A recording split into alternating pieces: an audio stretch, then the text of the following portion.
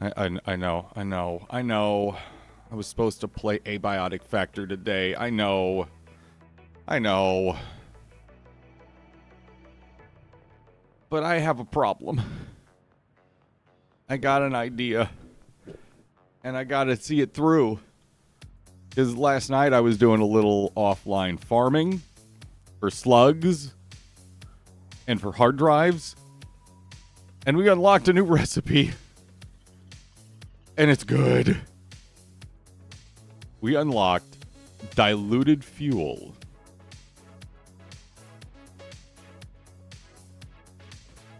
Or rather, packaged diluted fuel. So, packaged diluted fuel is made in the refinery. And it's stupid efficient.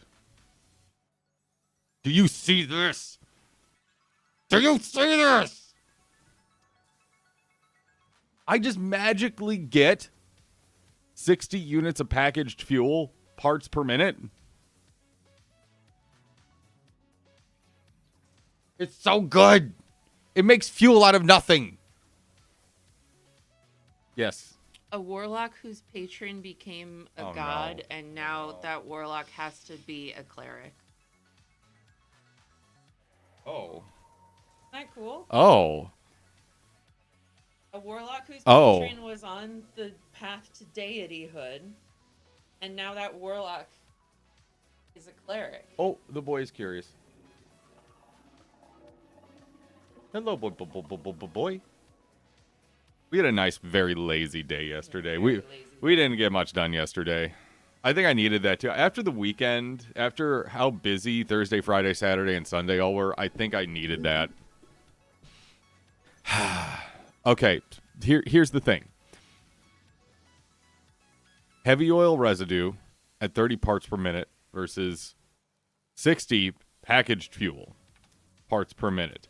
If we go to the packager here and we go to unpackaged fuel, that is just straight up 60 fuel parts per minute. Ha! I am crazy, but that's not the point. Okay. Here's the thing. This is awesome.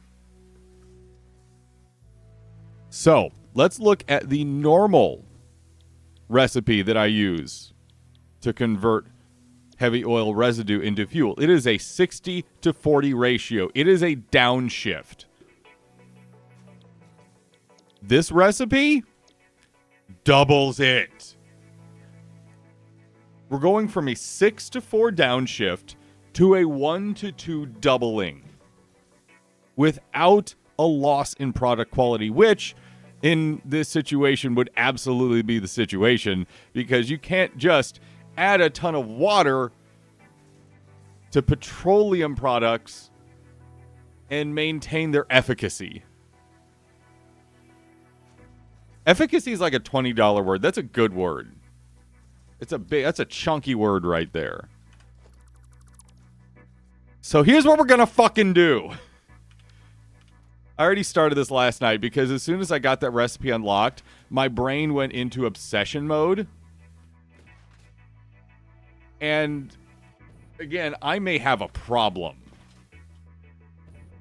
But I started putting this together last night. I completely deconstructed all of my fuel generators and setup over here where we set up our initial fuel generators. I didn't deconstruct my turbo fuel. I'm not touching my turbo fuel unless I have a damn good reason, and also a lot more compacted coal. I don't have a lot more compacted coal.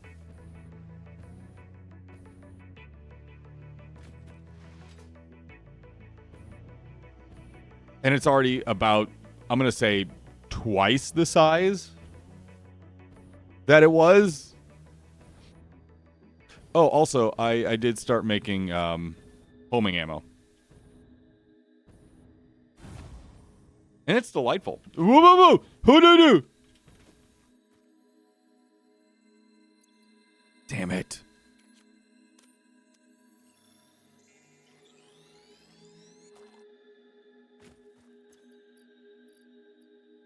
Go in the box. So yeah, it's already about double the size. And all of this is just processing the heavy oil and the plastic. That's all this is. That's all this is. So I'm going to flush the lines here.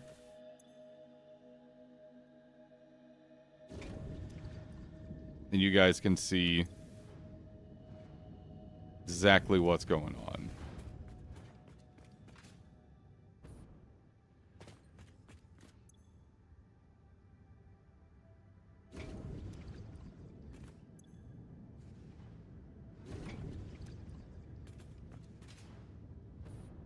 So, the waste product comes out of those heavy oil refineries and dumps into a giant belt loop around all of these residual plastic refineries. Now, that belt isn't just a single direction. It is a full loop around all of them. And I do mean all of them. So, at 3 different points, the waste product is being delivered onto this continuous circular belt around all of these refineries.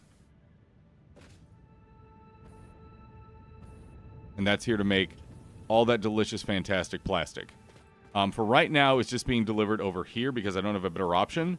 But at some point, I'm actually going to need to take that plastic and the plastic containers that they're making and feed them back into this system. So the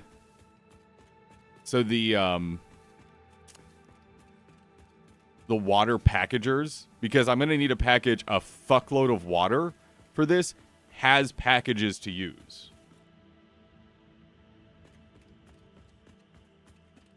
But now I need to take that have actually no, it's water packagers next, because these are all converting the heavy oil residue right now.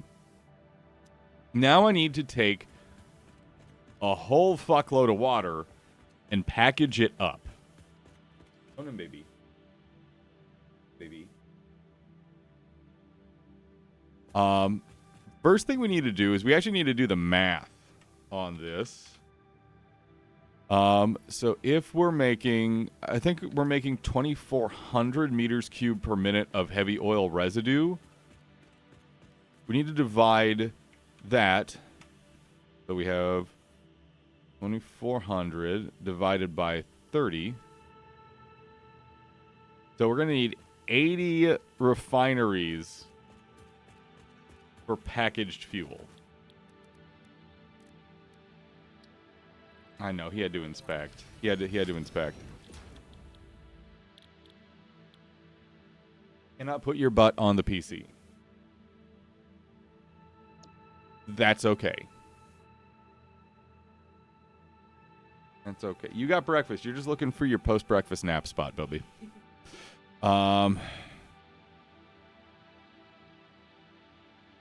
Jesus, that's going to be a lot of fuel.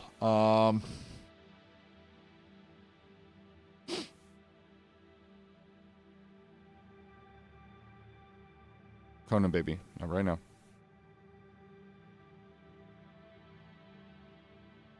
We need 60 times 80 packaged water.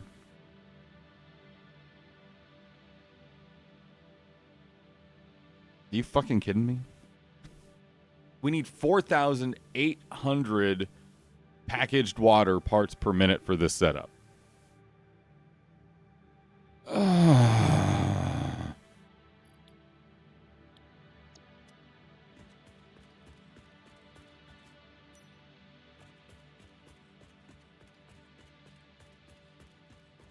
Oh, this is going to get ridiculous. How the fuck am I going to make that much packaged water? Yes. Pieces cups. Yes. Oh, for your... Okay. Yeah.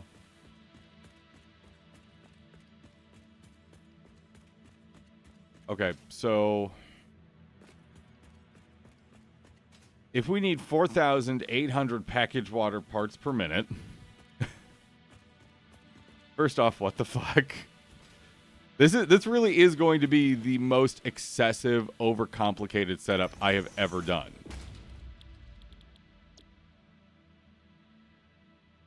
Okay, each just do 60. So, what we can do... What we can do is we can have lines of 5 pumps coming out of the water, each feeding 10 water packagers. Now, that's 600 each. My question is, how many sets of 10 packagers are we going to need to supply this setup? We need 8. So we need 80 packagers just for the water. What am I getting myself goddamn into here?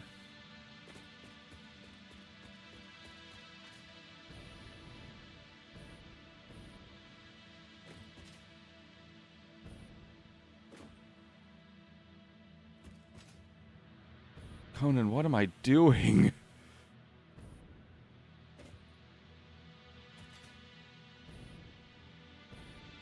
All right, so if we need to gather that water, we need to go out into like open deep water.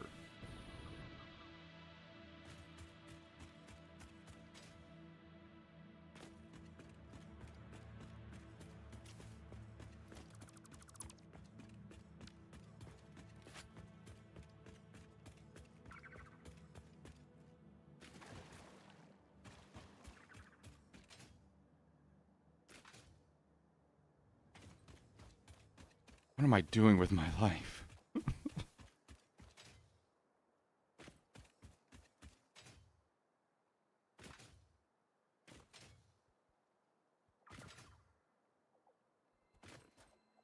Oh no.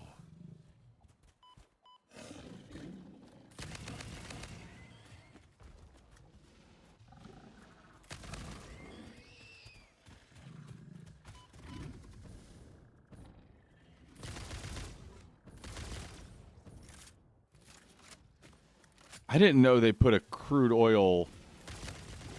What is this called even? I don't even know what these are called.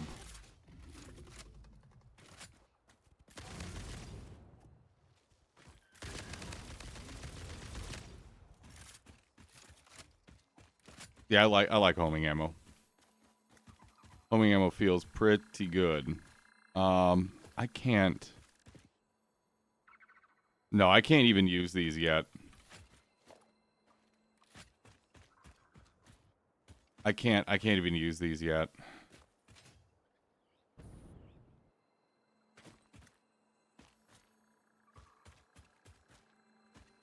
This is a lot of oil just sitting here. I'm gonna have to leave space to use it. That's my only option here. I'm gonna have to leave space to use these.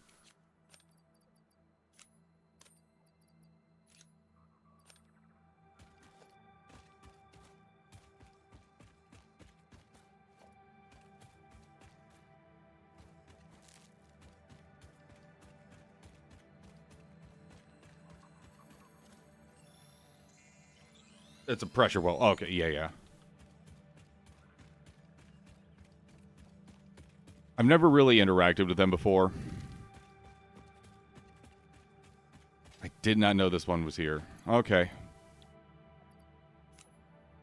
That doesn't really overcomplicate things per se. I just need to keep in mind that at some point I'm going to want to use that oil.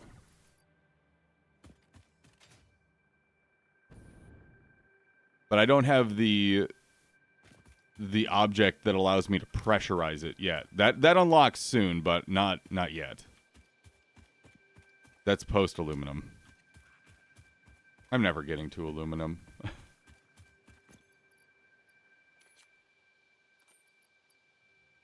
Listen, I have to do all the things.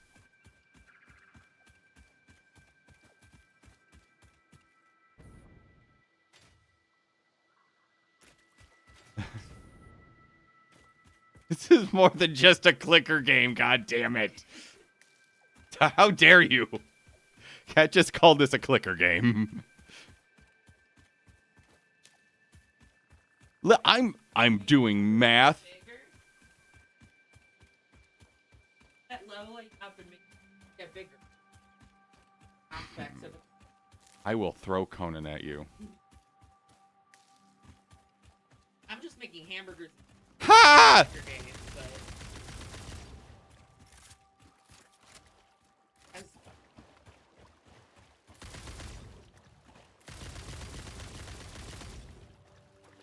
Have some tracker ring. Shots are tracking. Yeah. No, this is homing ammo. Yeah. I was like, those shots were near those. No, you don't have to be. That's the beauty of it.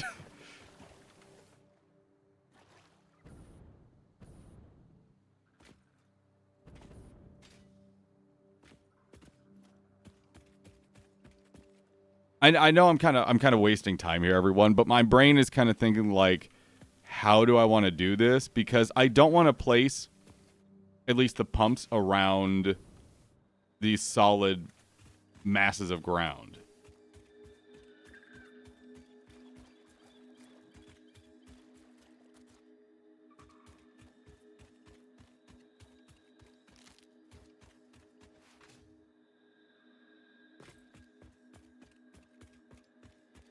Is it Wombat? We're gonna let it go. We're gonna let it go.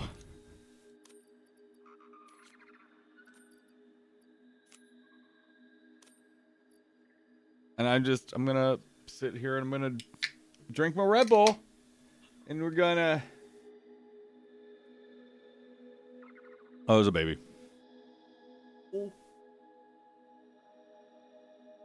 Oh, baby.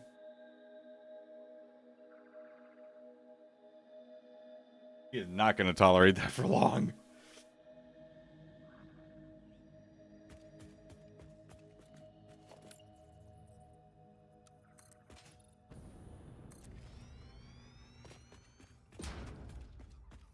Hold on, I wish you'd go back and lay on the bed with her.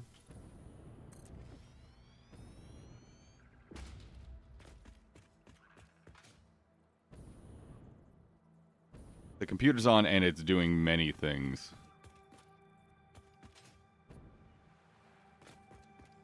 Gravitating towards the vents, yeah.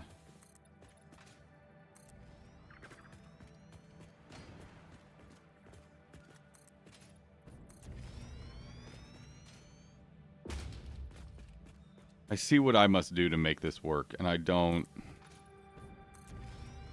Lord, I don't love it. Lord, I do not love it.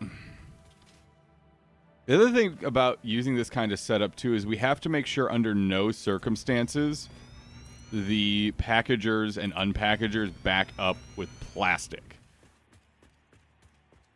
Now, the unique part about that is we don't necessarily need to produce an infinite amount of plastic containers. We can reuse those containers over and over and over again ad infinitum. So, to help make sure the packagers don't back up, I'm not going to actually put a production line on the packagers for water or the unpackagers. I'm just going to make it a closed loop and add enough packages onto the loop to make sure it can keep going. So what I mean by that is I'm going to start out the loop with a storage box that has an output on it. And I'm going to connect that with the first part of the loop that feeds into the water packagers. That then takes that packaged water to the refineries to make the diluted packaged fuel. Those are going to then directly feed into unpackers that take the diluted fuel out of the package and feed the now empty plastic packages back to the start of the loop with the water packagers.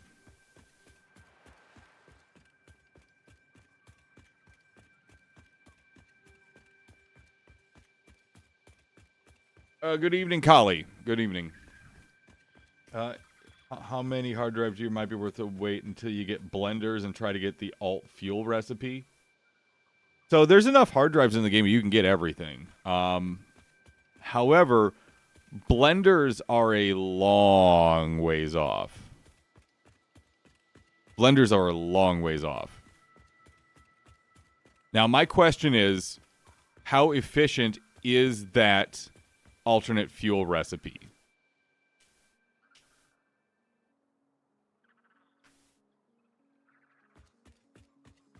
What's the ratios that take it from crude to fuel? Because right now we're working with a 3-to-4 ratio and then a 1-to-2 ratio.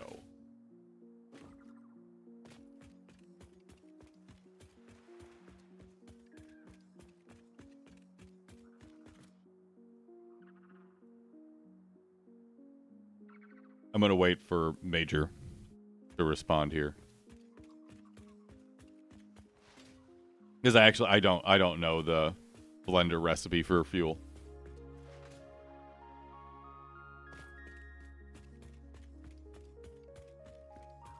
Booty belts and puns. That's actually, I think it's going to be too long. Rise.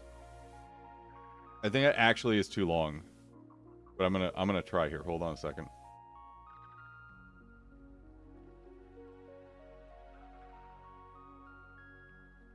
Oh, let me try. Let me try, Rise. Golly.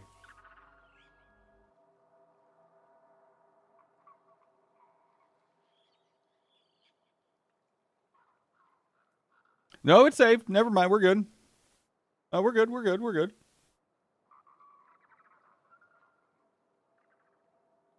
Someone check it though. Someone check to see what channel points are named now.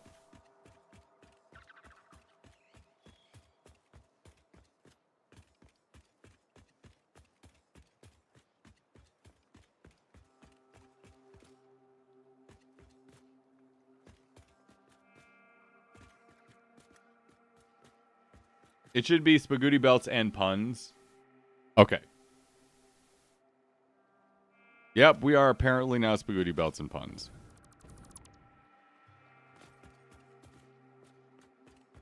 Hope you're all goddamn happy.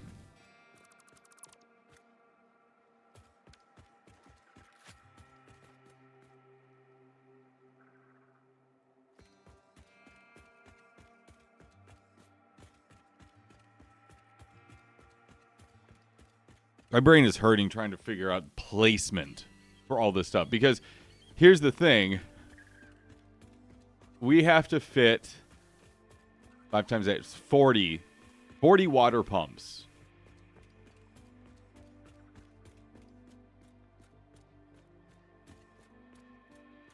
We need to fit 40 water pumps.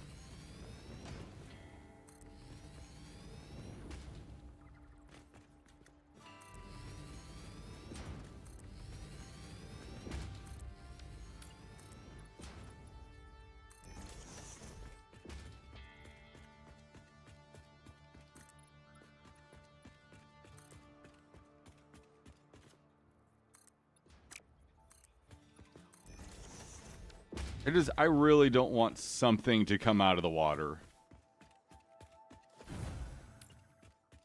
We're out deep enough that my brain's starting to play tricks on me a little bit.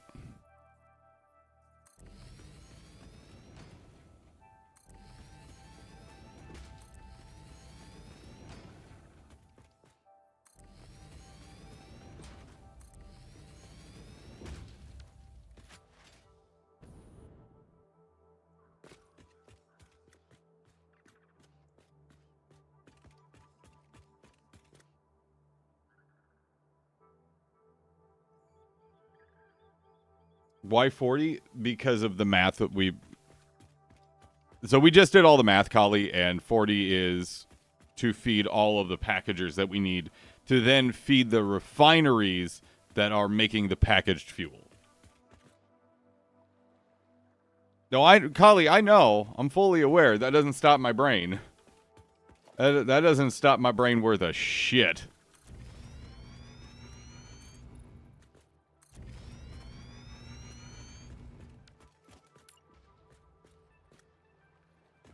Oh, I can't lock on.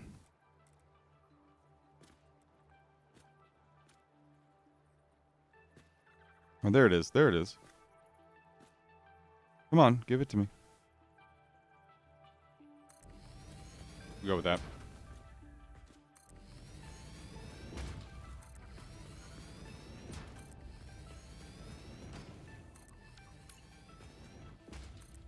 Essentially, though, what we're doing is we're taking heavy oil and mixing it with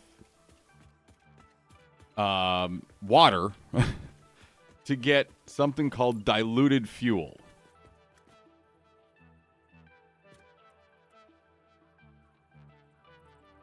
Which essentially doubles the amount of fuel we can make with heavy oil.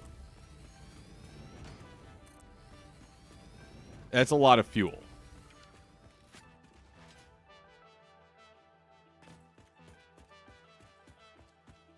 And in fact,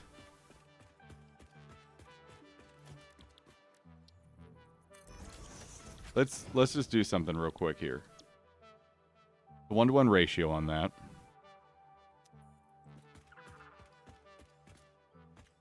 So we're making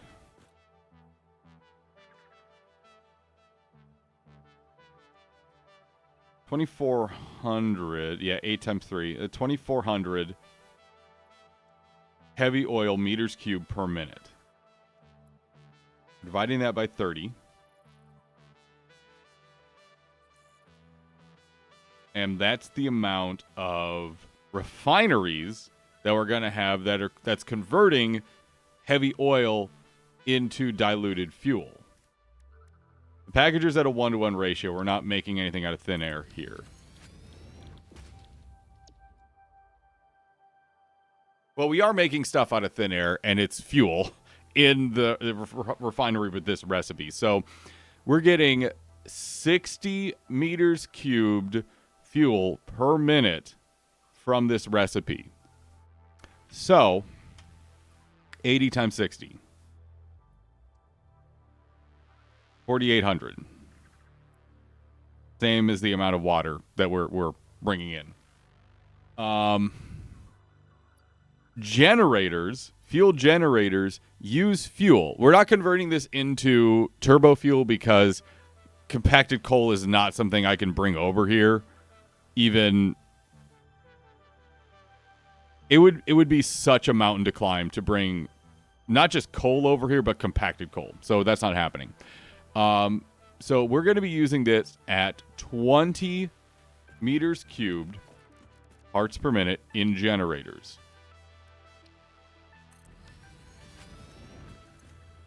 That uses it at 20 meters cubed per minute. That's the burn rate. So if we divide 4,800 by 20, that's going to tell us the amount of generators that we actually need. 240. Where the fuck am I putting 240 generators?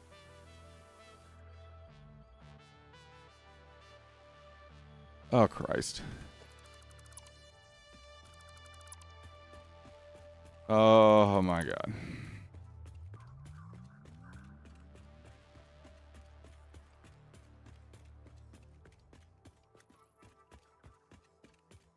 Oh, my good Lord.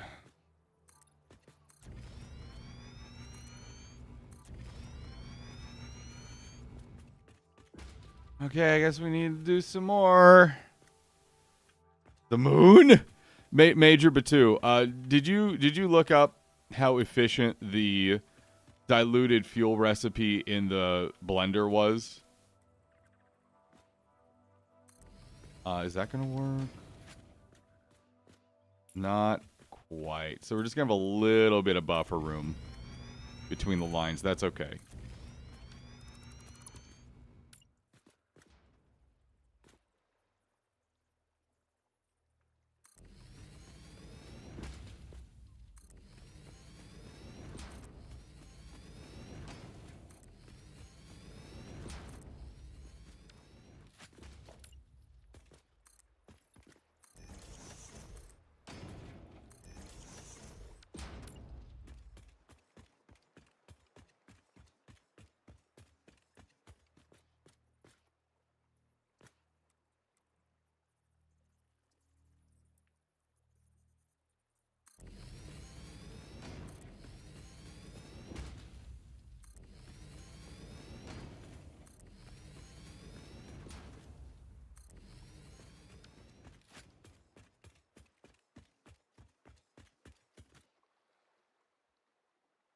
You get to the same amount of fuel? Okay, I'm just gonna go with this then. I'm just gonna go with this then.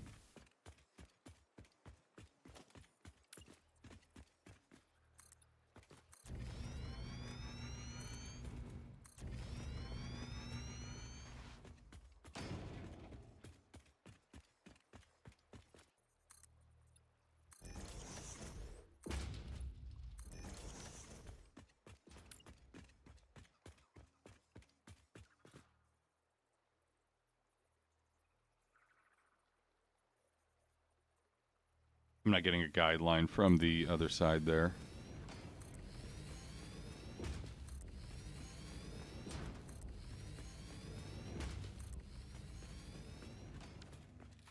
Quick check.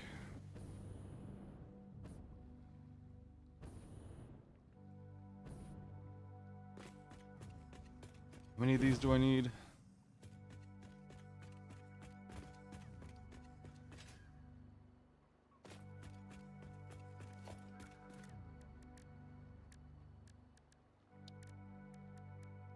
I don't think I've built enough, but I want to just check to make sure.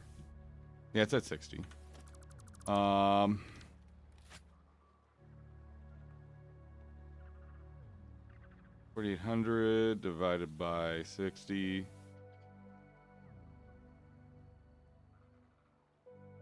80.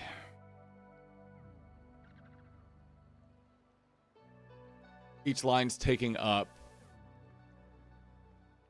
a run of 5, so we need 8 sets of 5. 8 sets of 5 pumps. So 1, 2, 3, 4, 5, 6, 7, almost 8. Okay, we're actually nearly done.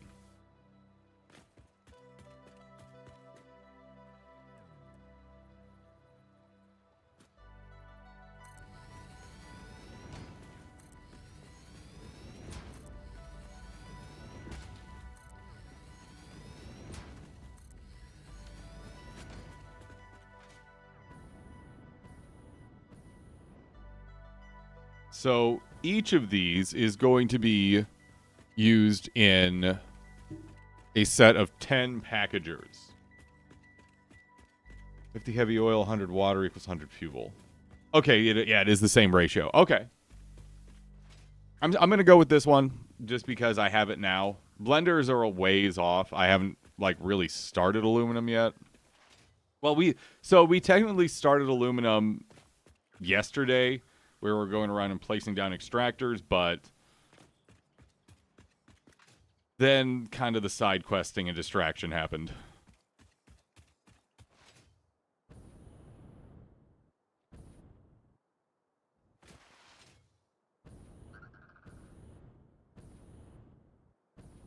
I don't know, surprise, me getting distracted in this.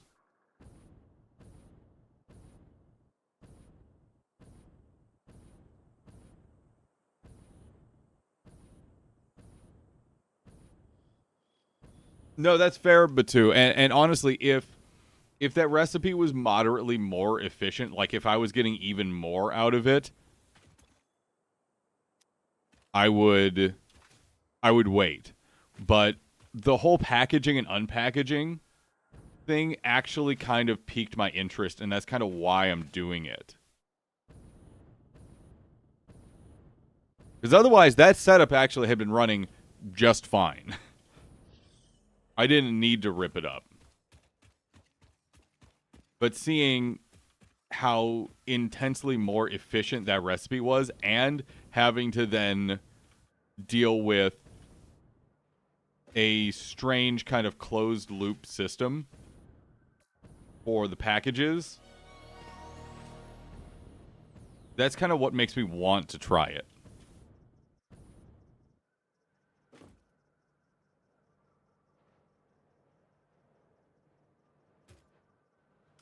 No, I was right on rotors. I was standing on them.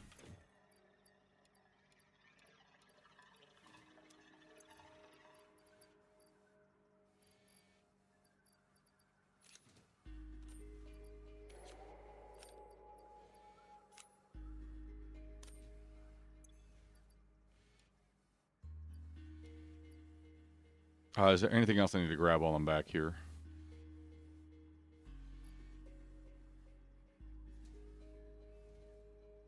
Plates. Do I need rods? Grab a few rods.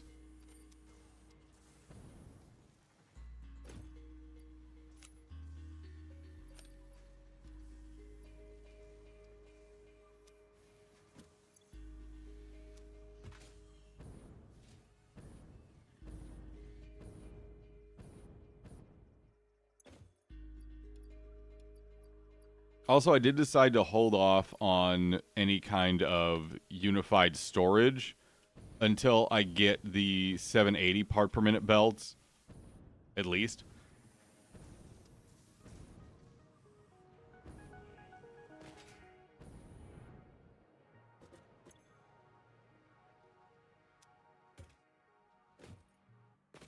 We'll also need concrete.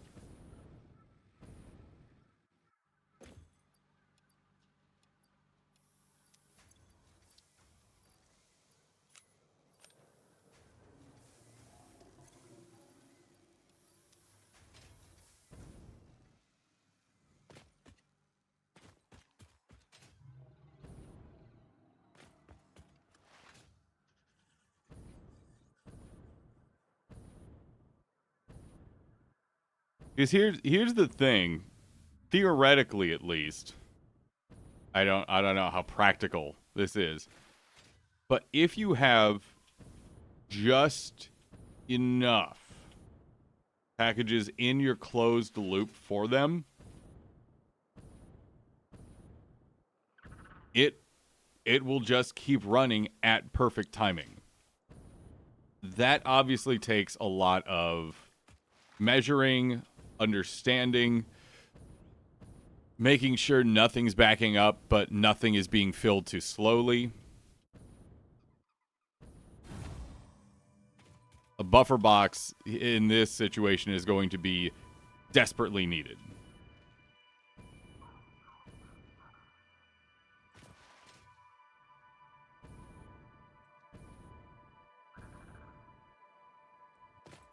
In fact, multiple buffer boxes, because no one belt can hold that many packages.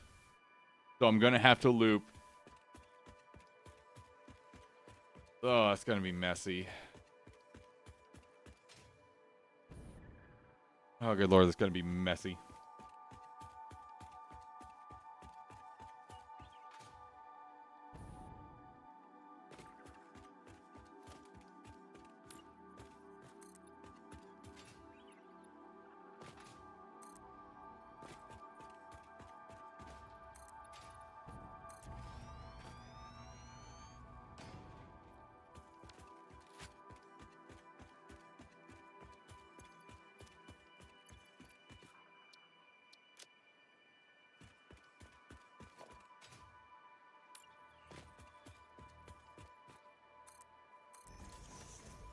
Lone Ruby Jess, good morning. You're a buffer box? Josh, when did this occur?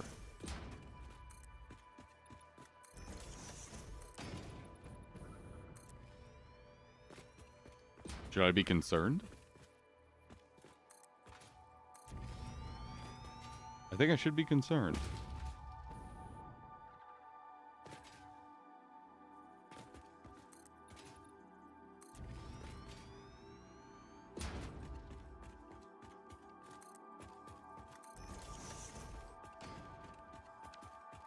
I have no idea what messy looks like. Wombat. Wombat.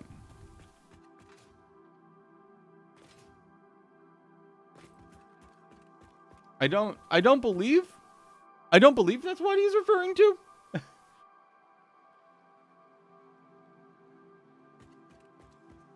Oh. Oh my.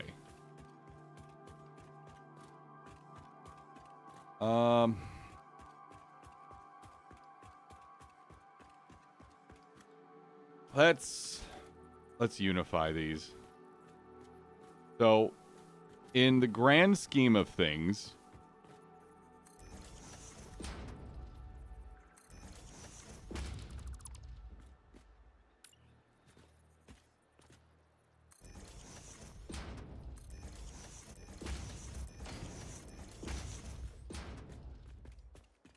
four in each side. I want all of those water pipes being uniformly brought to this point.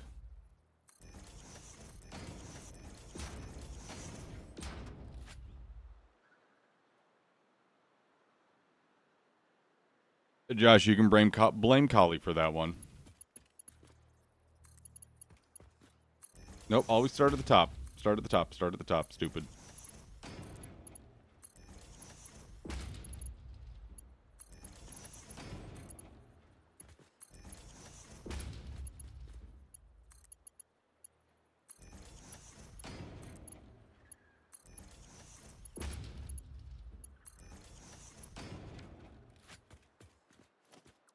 No.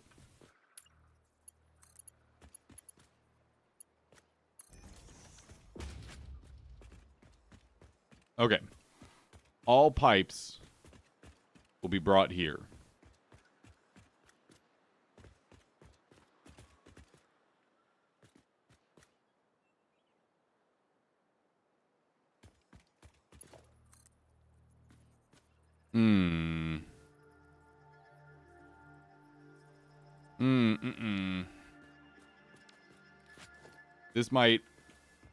This might need to change. Nope, I am not going in the water. No.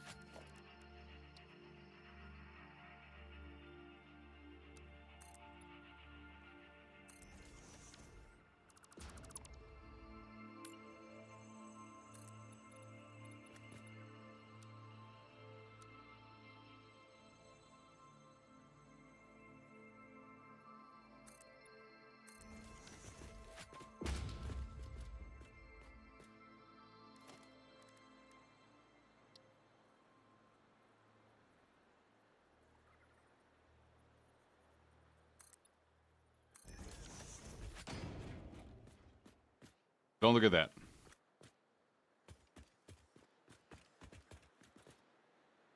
That's pretty slick. Okay, we're going to go with that.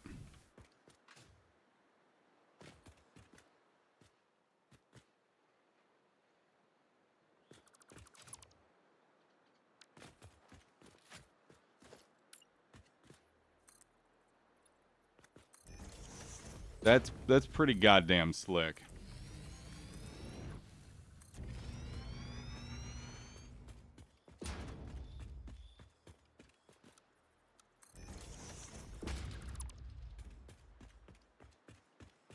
We just gotta make some choices here. Yeah, yes, Kali, yes. I've I feel like I've been pretty vocal about my thalassophobia.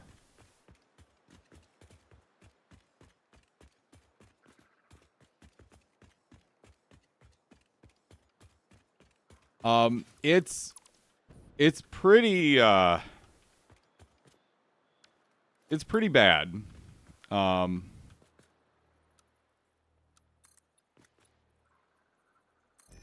Back at Rob and Dan, one thing I tried to do was I tried to do playthroughs of Subnautica to try and help deal with it. Unfortunately, in order for me to do anything but cry in the shallows during that, I had to turn off like the in-game fog so I could see everything.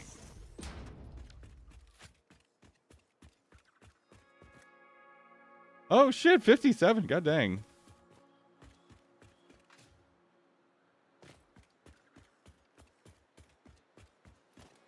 Yeah, no, I have pretty crippling thalassophobia. To the point where were I to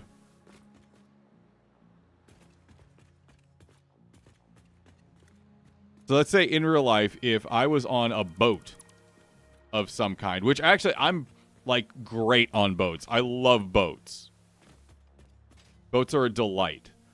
Let's say I was on a boat and something happened where I was flung into the ocean in some way. I am not sure I would be able to float or swim in a way where I wouldn't just drown due to having a panic attack, essentially.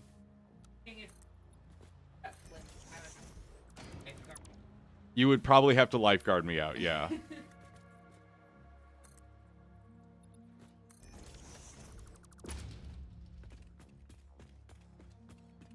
Yes, you told me about that, yeah. Good afternoon, Silver.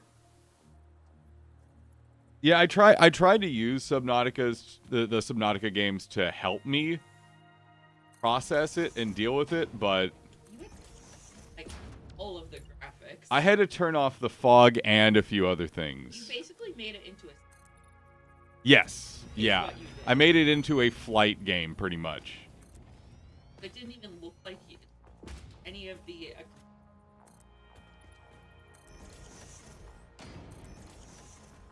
Yeah, I was floating in space.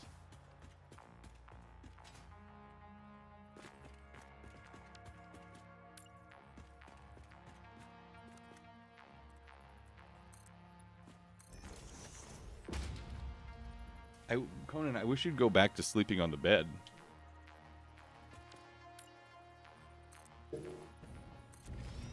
Not if you do it.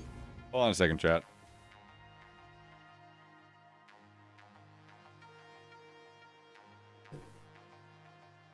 Oh.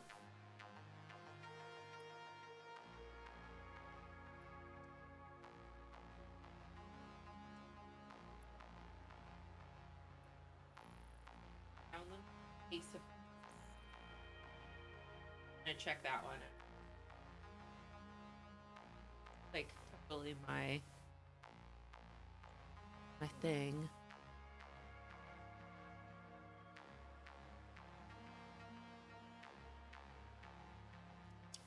So specifically, I think my understanding at least is that the issue is in deep water that's like murky, you cannot see what's underneath it. Yeah.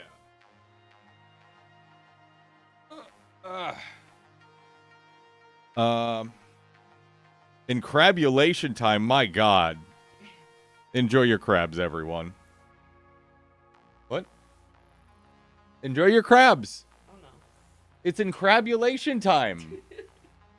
We're not just encabulating, we're encrabulating. Because carcinization will take us all in the end. Hi, Callie. So yeah, back to the joys of thalassophobia. It's a very specific visual phobia. Oh, Conan, you need to come back here.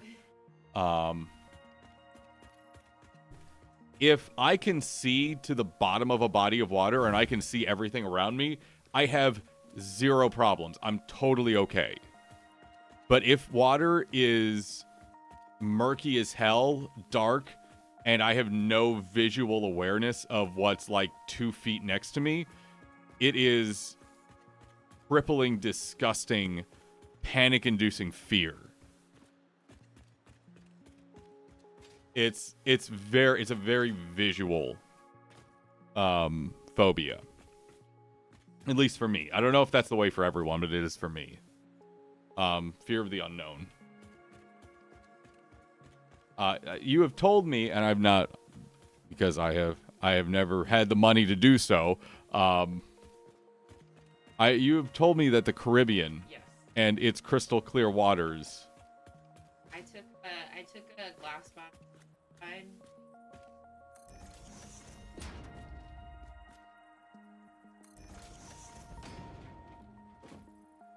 Friend came in. Last autumn, and you literally. Yeah, you see, in that situation where I could see everything, I would not have a problem. Like you could. I'd be totally okay. You could see. Like we didn't go out super. Sure. You could see Yeah. time. Yeah, I'd be totally okay. Lake George. Yeah, basically any water is gonna be a problem because of how our waterway. Yeah. Fear of the Thalassian Highlands. You just leveled through there. I did just. I'm still working on it. I have not had time to. My computer. Out. Yeah. You just need to re-download the patch. Yeah. And like I said, Wombat posted some helpful instructions in the Vanilla WoW channel. Oh no.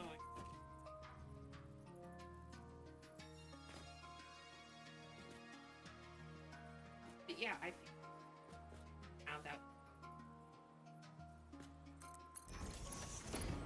at like the hole where like you can't see.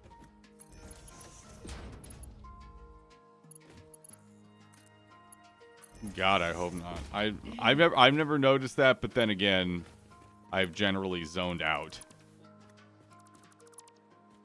Why? Why for a chomp, baby boy? Hey. I think it's specifically murky water. What? Because like space games don't usually have a ton of like fog and stuff in. Yeah, so it's a visual. It is a visual phobia.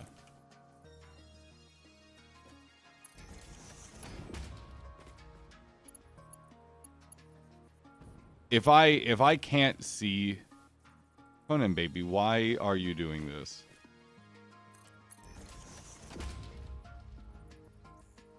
Conan, why you do a chomp? That one hot. I mean, he's very good at. Yeah, he's a good baby. Good baby. Okay, you want to not be bothered. He knows how to do. He wants to not be bothered. And a hard jump. Yeah. No, he's a very good boy. There's a mana per 5 trinket if you finish the elite quest. Ooh, I might need that on my paladin. But no, so to answer Kali's question, if there were a situation where, much like very murky water, I was unable to see things that were very close to me, I think I would have a similar reaction. Like on a foggy.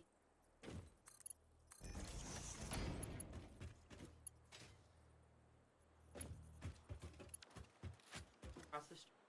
I'd have to be worse than that. Okay. It'd have to be dense than that, and also there would have to be something that would be reducing my ability to hear. Because while I've lost some of my hearing, the rest of my hearing is still really good, and I rely on it pretty heavily.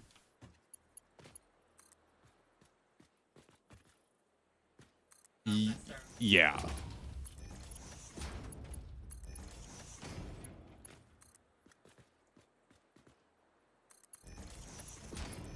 I've lost a little bit of my hearing from having to wear studio headphones. I was in radio. Yeah, I'm super excited to.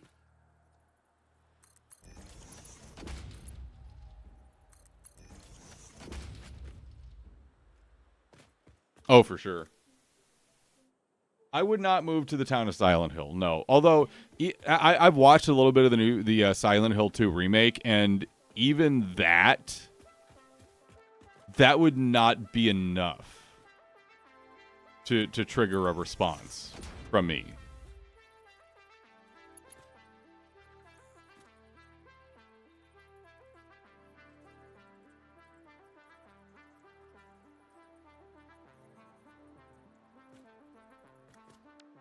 This can't be like this.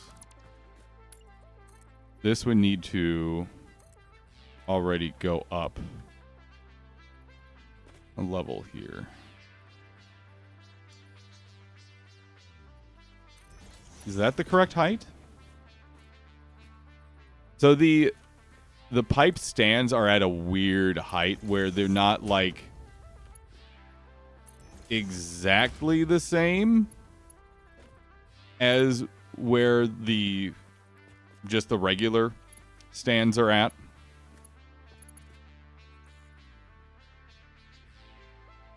Yeah, there's definitely the phobia definitely has a lot of sensory deprivation aspects to it. Yes. That can be tall enough?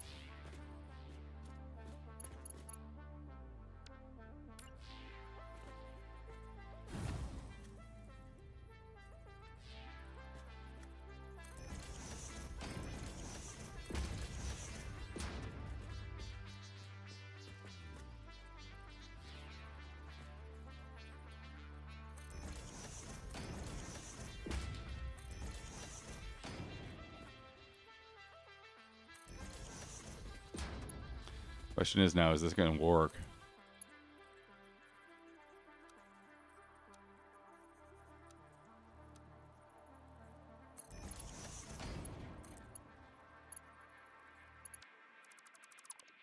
I think I would enjoy a sensory deprivation tank. So what Kat asked was essentially how would a sensory deprivation tank affect me? And I actually think I would love it. Because, and this is a really specific feeling, but I love that feeling of almost like everything has stopped. And that comes from the amount of time I've spent in a radio booth.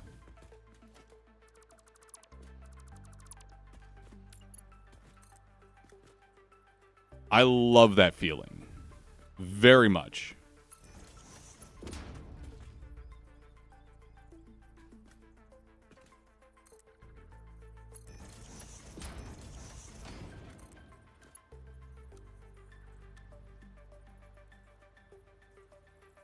I don't love that.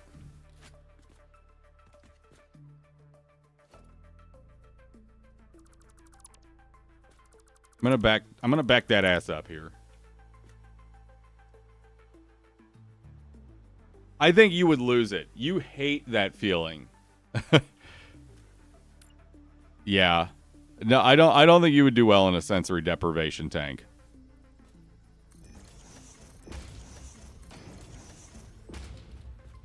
I'm perfectly okay with silence and calm. I have no issues with it, so I think I would be fine.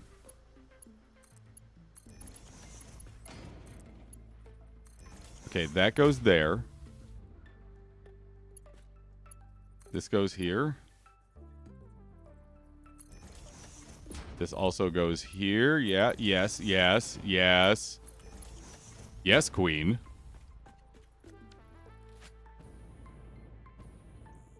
Just barely.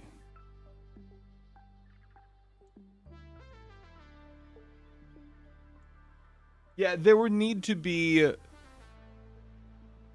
because there's a certain effect that you get from being in water where humans lose a lot of their ability to see and hear around them. If there were a way to remove,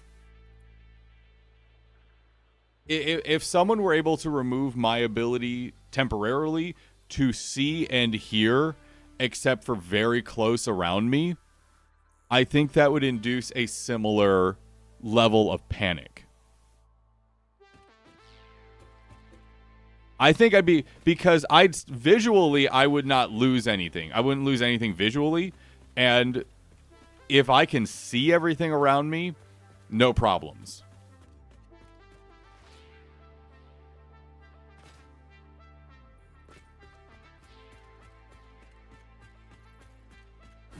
Okay, I didn't know that.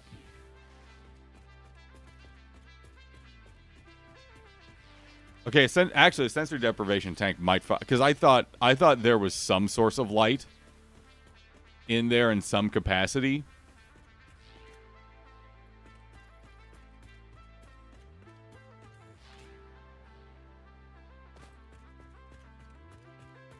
Yeah. So okay. So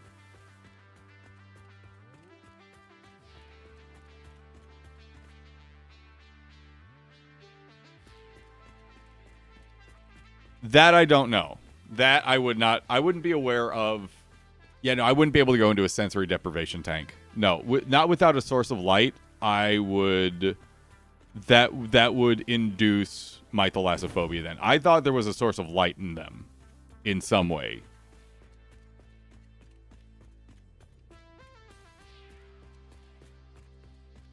Then no, I would not be able to do that.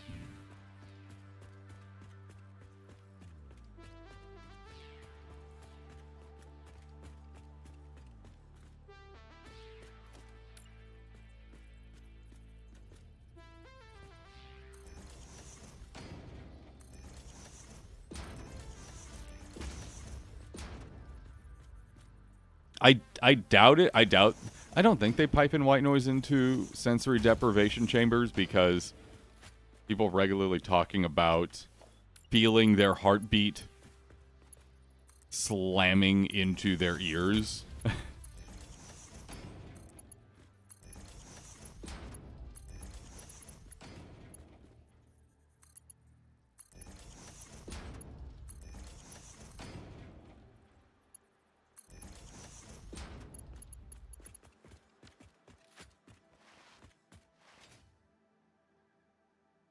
So, in further understanding of what a sensory deprivation chamber does, I would not go in one.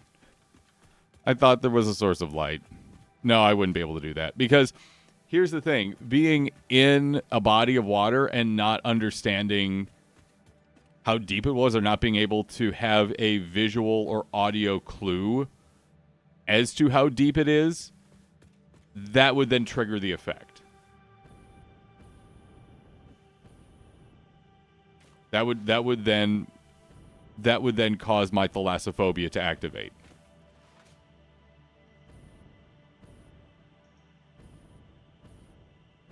That Kali, that's what I figured. That's what I figured.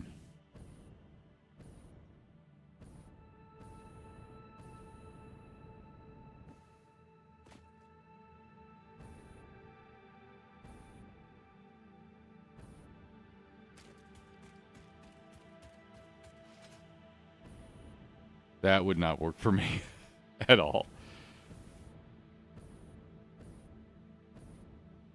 All right, so we started putting the water pump system together. That is all the water pumps we'll need for this entire system. But that's exactly the amount of water we need.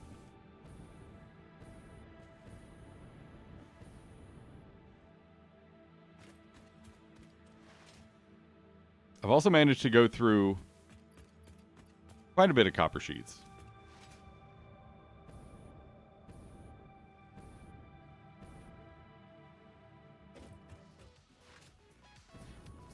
Thalassophobia is a weird fucking creature. It's a really weird creature. Okay, Twitch is telling me I have to take a break here. So what we're going to do is we're going to take a short time out. We're going to head back, and we're going to continue this water setup. Before the next break, I want to have those water packagers at least put together. I want to make good progress today. So BRB, 3 to 5 minutes, and then more Satisfactory. Okay, all right, we're back. I've been chomping at the bit to keep going here. So I want to keep going. Also, Kat is looking through Stitch Fix real quick. Oh, fuck that. Hoodies without pockets? No. No, absolutely not. Oh, I didn't switch scenes. There we go. All right, no, we're good. Everything's good. No, we're fine. Everything's fine now. Kali, you are not causing me any... I actually really love talking about this stuff. I have a bit of a morbid fascination with the fact that my brain suddenly stops working in a normal capacity in certain situations. And while a lot of that centers around helping me try to overcome it or mitigate it, I also just find it fascinating as well. Because if it's not painfully obvious, I'm a very logical and very structured kind of creature, but having something suddenly rewire my brain, but is it your colors? I mean, It looks really soft. it's fair. It looks excessively soft. I have some. Okay, all right, keep that one. Wear them, Yeah, keep that one. Yeah. But no, Kali, I actually enjoy talking about it.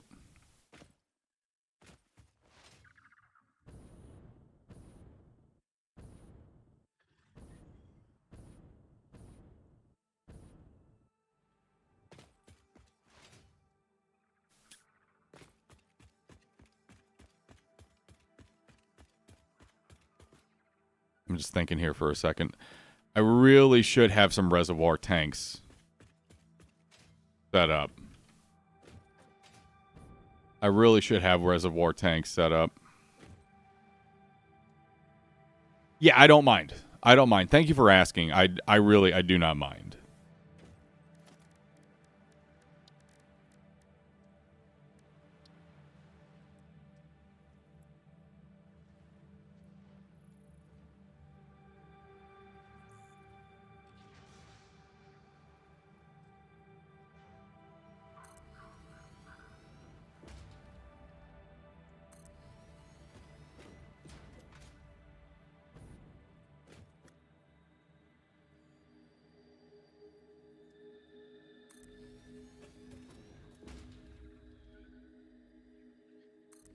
One, two, three, four.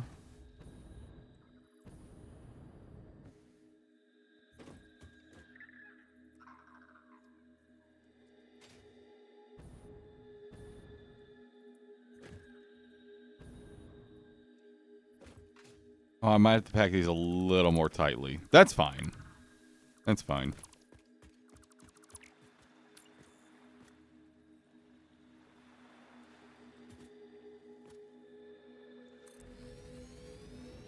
Oh.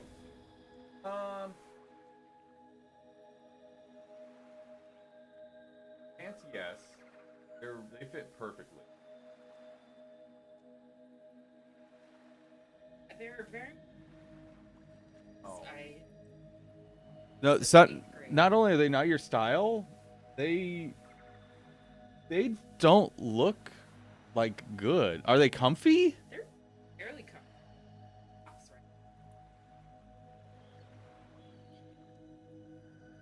You already have like 2 pairs of slip-ons.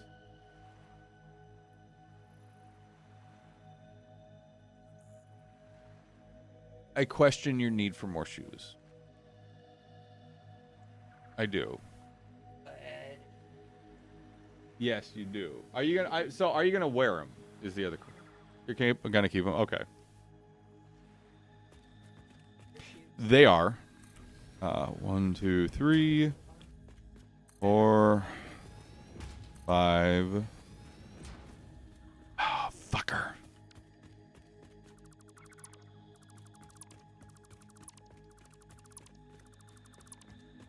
Maybe I just have to have separate buffer tank setups.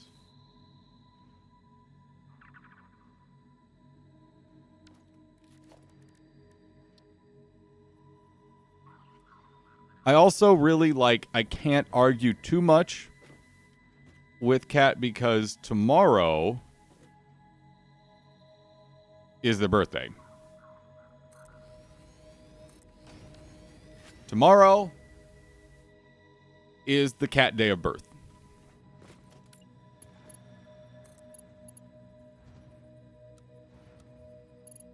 So I don't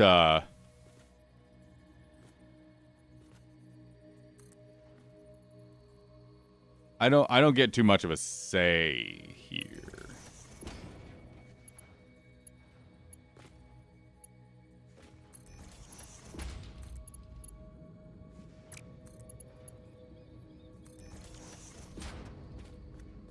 I like that effect. That looks so cool. Oh yeah, no, we did a big trip. So this happened last month because Salem in October is downright abusive to its residents. So we don't want to really support that. But we did Salem in September for like an early big birthday celebration. And I'll be honest, Cat got some pretty cool fucking shit. We bought some pretty cool shit out there.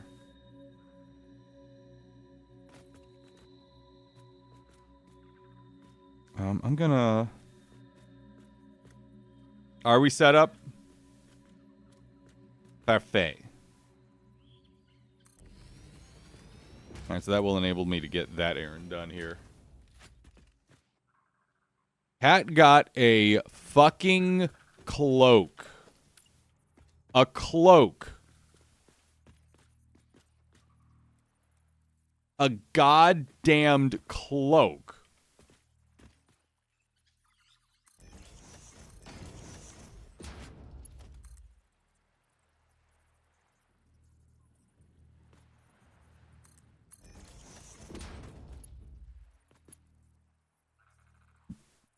How fucking baller is that?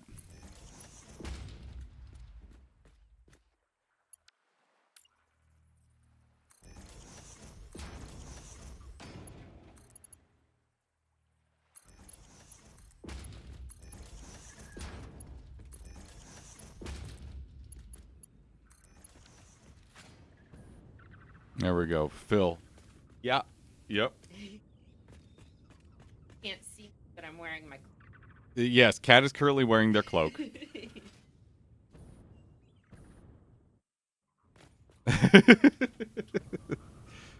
You gotta start wearing that out. It's time. It's 100% time. And you know what it does have? What's that? Fucking pockets. Oh yeah, it has pockets. It's a cloak with pockets.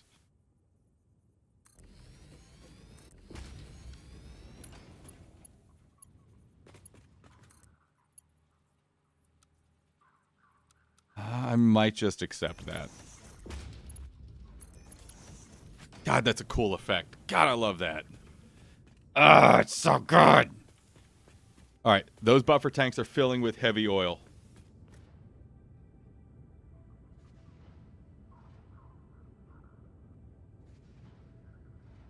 Also, just so everyone knows, today is in fact Brawley's birthday. For real, extra for realsies. Extra for realsies. Why are you guys not producing back here?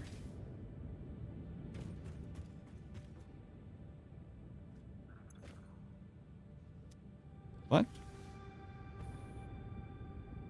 No way that's already filled.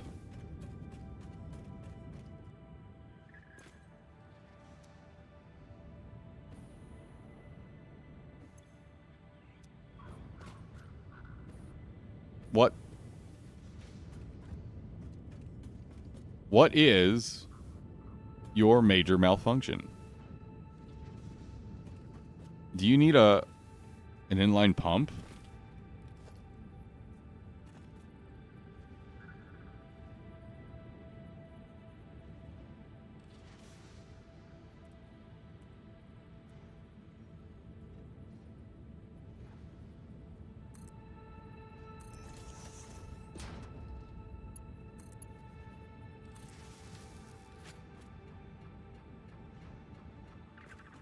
I guess these guys, the top ones, are going to need inline pumps. Sure. Why not? Let's just... fuck it.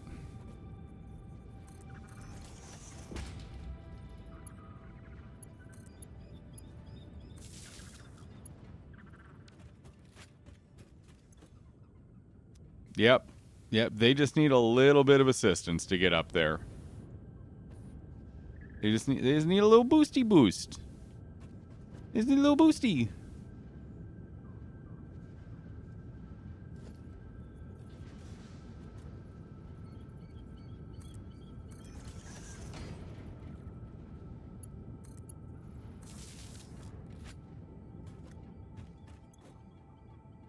There you go. All right, fill those tanks.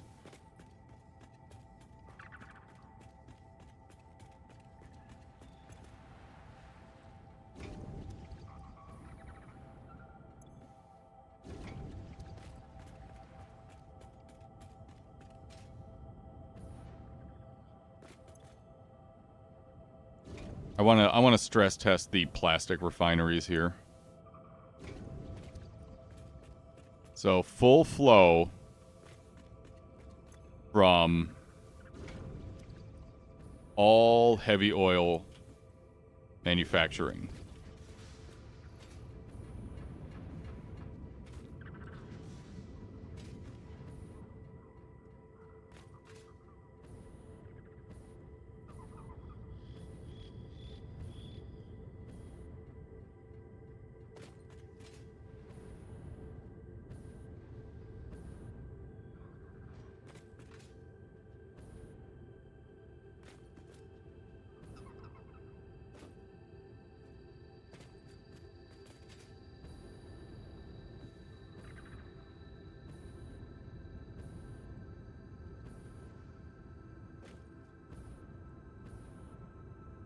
So, the beauty of this setup is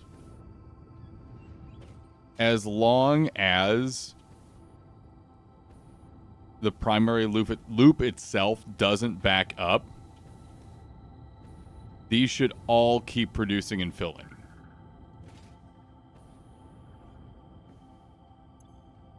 These are already filling like decently fast.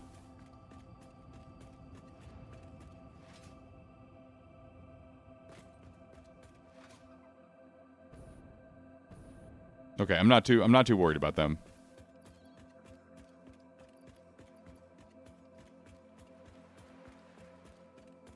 Let's get back to these.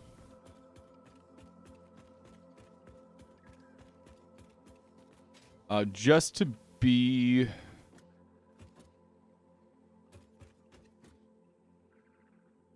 on the safe side. Do I have the stuff on me? No, I don't have heavy modulars on me, but that's fine. We're going to put some big boys on here.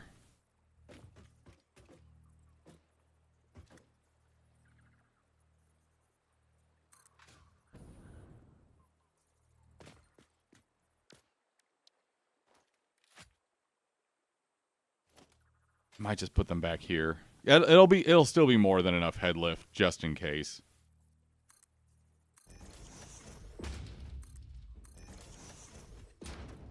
And then when I power all of these, I'll also hook those in. Actually, let's do that right now.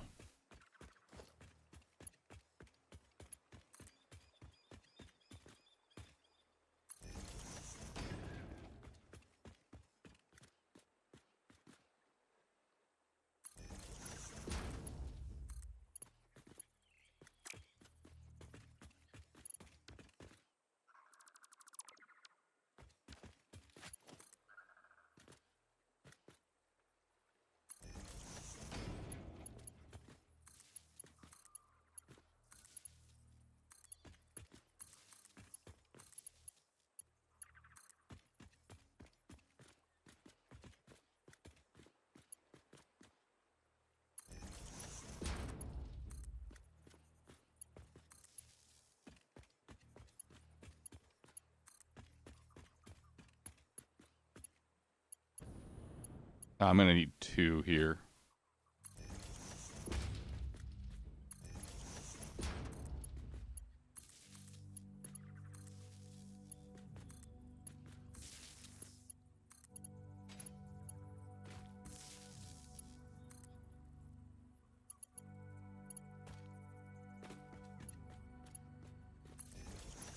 Nope, I don't. No.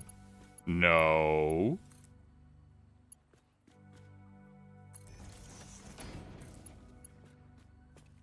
Okay. We just need to do that like 3 more times. 3 more times.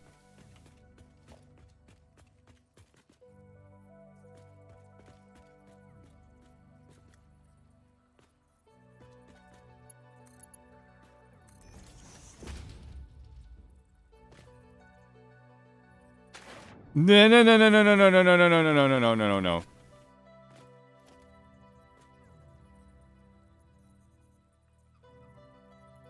I'm okay.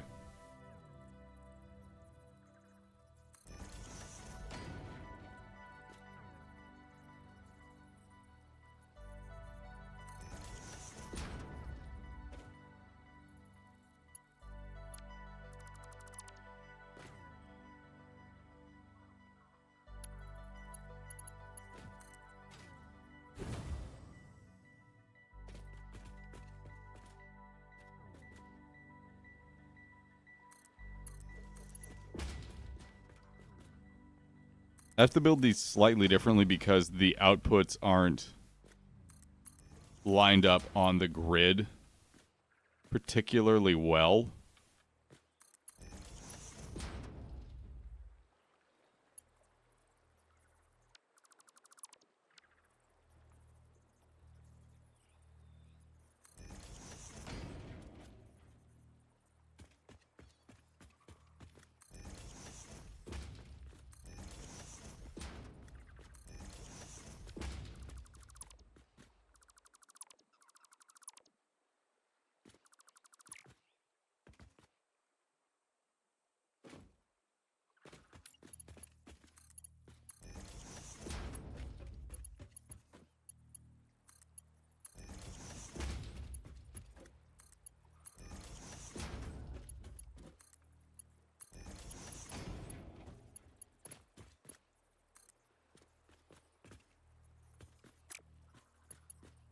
Yeah, it's just a little messy. I didn't line those up incredibly well.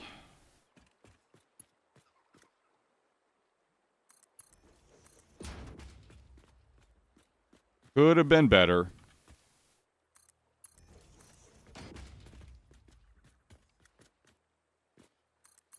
Also, hey, did y'all see Rob coming on by last night? Finally back on the air. Finally back doing his thing.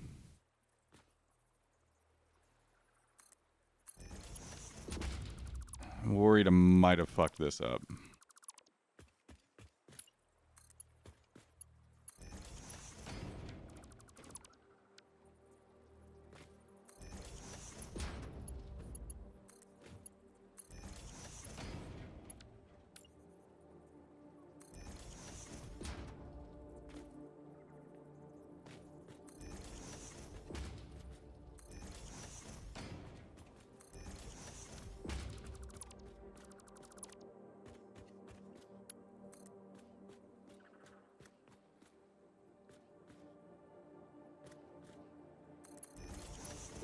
You were doing some fishing last night.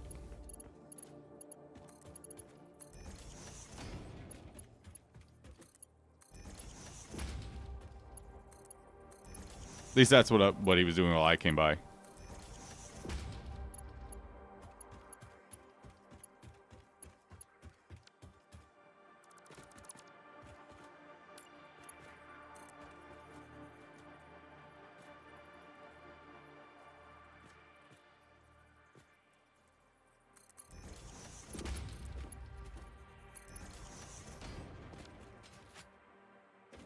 Also, in fun stuff Dan gets to do today, in addition to an errand out for Cat for their Stitch Fix clothes, I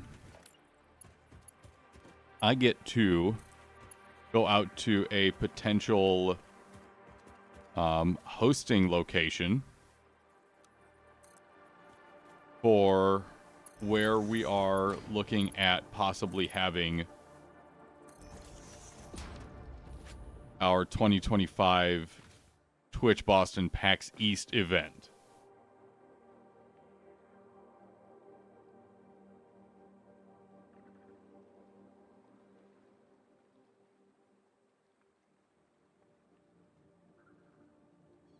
I'm not going to say where because I don't know if I'm allowed to share that yet, but I'm very excited to check this place out. It's new here in Boston.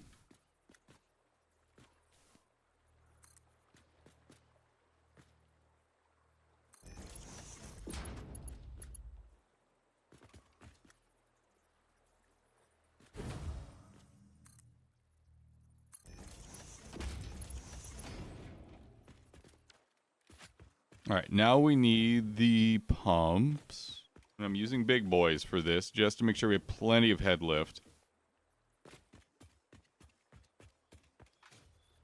I don't want any clogs in the system.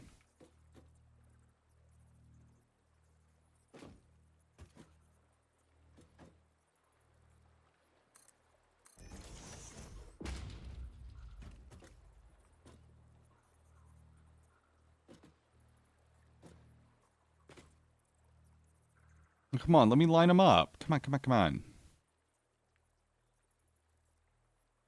Oh, they're not letting me line them up. You bastards. Wonder if your professional background, how ethically corrupt it would be to make horror movies that are designed to specifically target people's fears. I'm leaning towards incredibly ethically corrupt. So, I think at that point, with the kind of project you're talking about, I think awareness and consent are what solves a lot of those issues you're referring to. Because if people go into something not realizing that it is specifically designed to target and break them down using these very destructive phobias, that then is definitely an issue. However, I think once you swing to the opposite side of that scale, it becomes much more reasonable, where if people are specifically going in for that purpose and want that and are looking for that, then I think that removes a lot of those issues.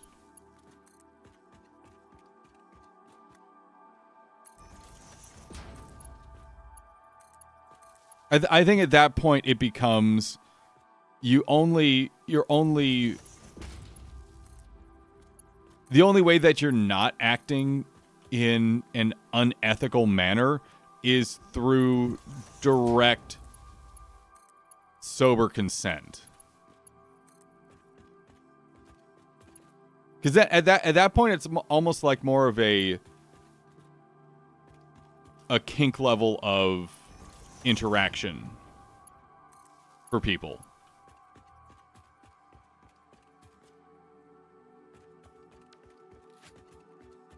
At least that's how I would process it. And I think at that point it's actually that's morally acceptable. But then the only people that then are involved are people who are actively and soberly consenting to what's going on and what's being produced.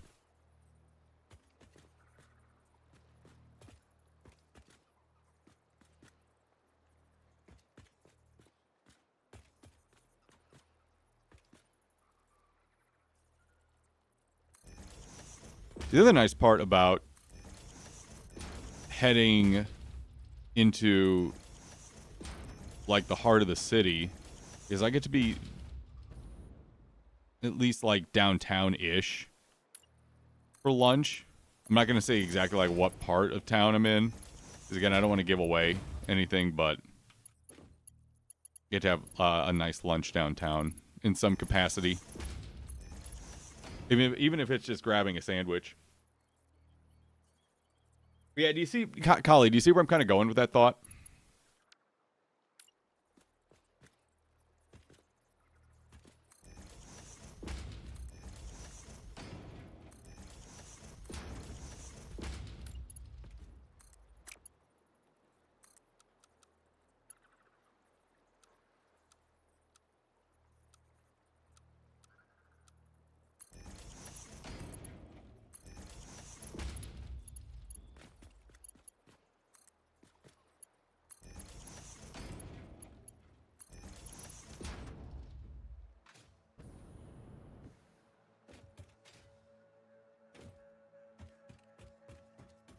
I'm glad I'm actually putting the inline pumps on.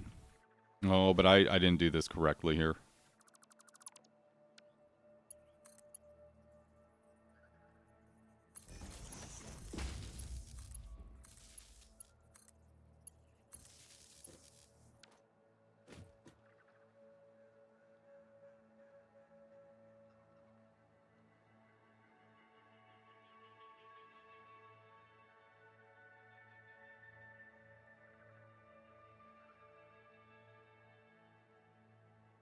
Yes, and I think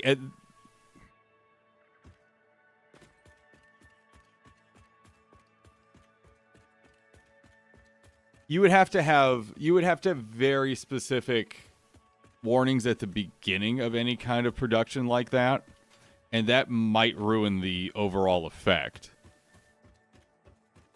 But then to give consent for something like that, you would have to make sure people were fully aware. So you can't do something like that without having that awareness. So we can't worry about that.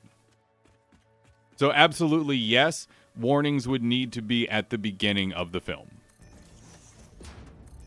Warnings would absolutely need to be at the beginning of the film, again, to make sure that consent is provided fully and awarely. That might mitigate what you're talking about with that, although you also, and I think this is important to note, what people do with what your creation is not always. It sometimes is your responsibility, not always. I would say most of the time it is. However, in the cases of intense misuse and abuse, sometimes I don't think it is. I think there's exceptions to that big time, and I'm not going to get into that because that gets into my thoughts in, firearms manufacturing and weapons manufacturing in general. But we don't need to go down that rabbit hole of, hey, maybe we should stop shooting each other and bombing each other. That might be a good idea.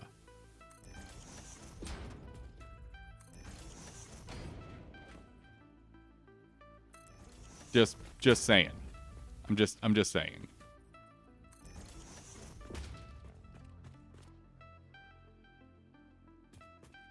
That would be nice.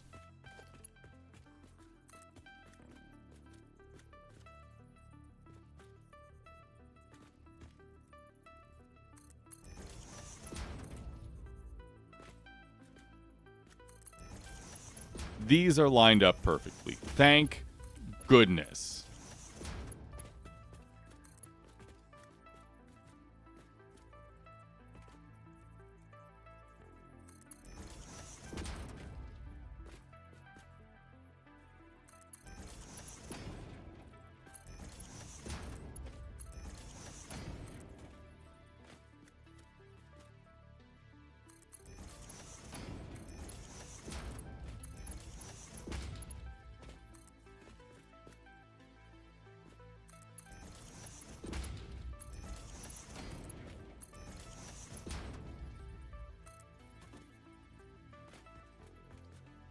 At least after I got the first round of these done, the rest of these sped up pretty quickly.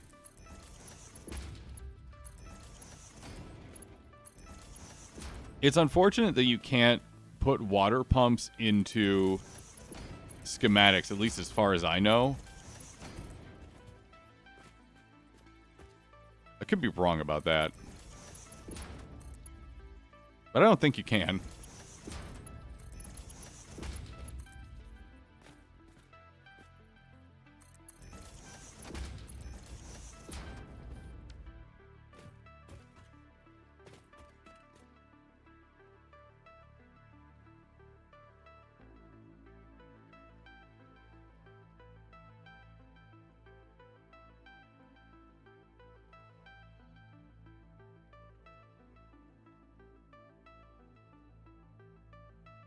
Okay, Kali, this is an interesting question. This is an interesting thought. And I'm not going to ask for specifics because that might be inappropriate. However, what I will ask is what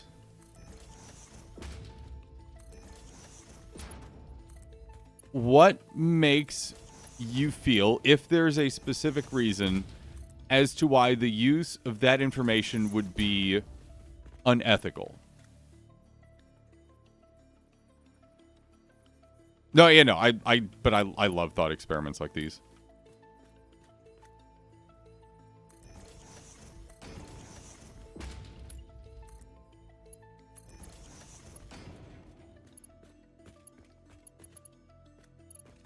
Wait, how did I do this over here?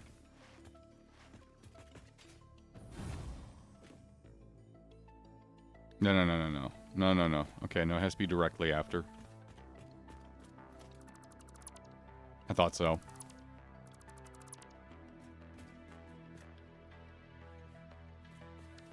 Also, for the record, I wouldn't judge you if you did go into film. Certainly follow your dreams.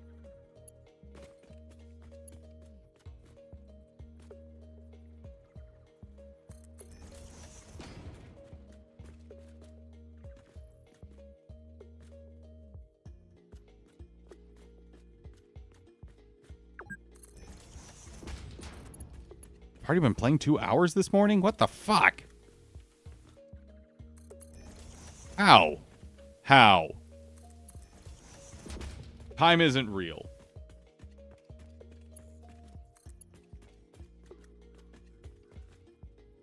Also, I love having these really specific, unique conversations while I'm playing Satisfactory. It actually kind of helps me move a little better.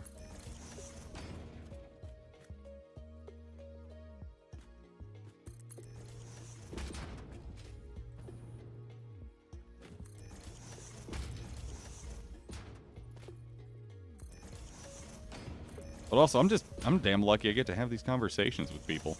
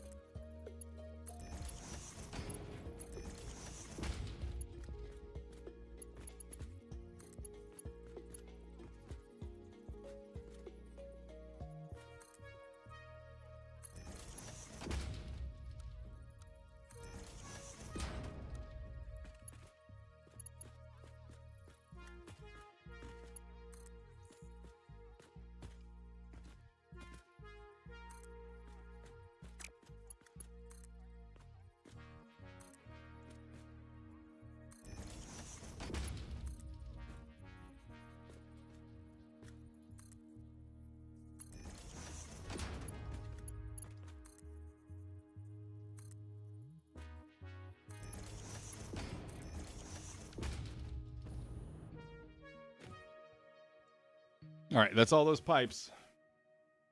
No, please don't get in the water. Please. We've talked about this.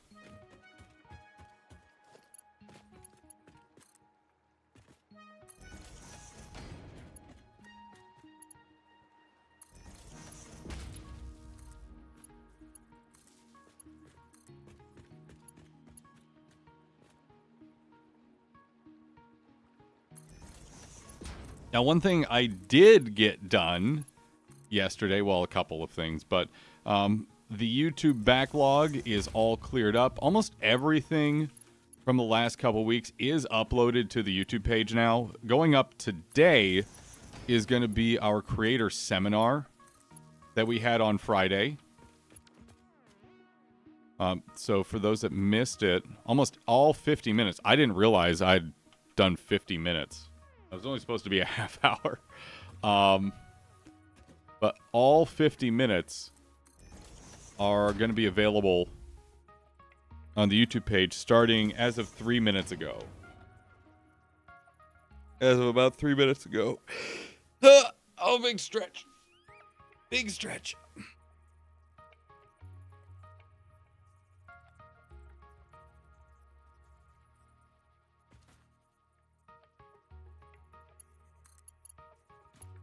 So if you missed it at all, it's now up there for you. And then over the next week or so, the rest of the Satisfactory backlog is going up. I believe there's 8 more episodes now ready, and that I need to process yesterday and today's videos. I might mash them together since we didn't really get like a ton done. I say we didn't get a ton done. We've gotten a ton done. It's been a lot of side questing, so to speak. Okay. Everything is individually wired up. Let's go ahead and merge everything. So these are going to be brought together here. But I'm also going to run individual lines down the sides.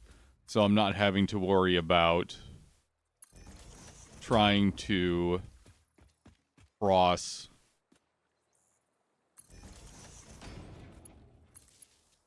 through the pipes with a cable.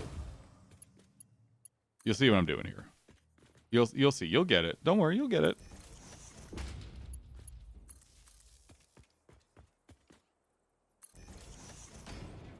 Ooh. That actually freaked me out a little bit. What the fuck? What's happening? What's happening?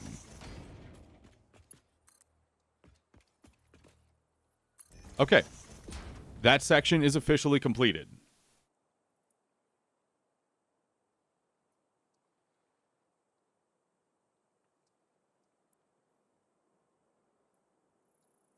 Well, that's interesting, Kali. We have to keep us posted on what you're actually creating then. So, what we need to do is A, give the pipelines the space they need. And B, make sure the packagers have enough space. So I actually don't think this is going to be enough, and we're going to want to wait until after we can kind of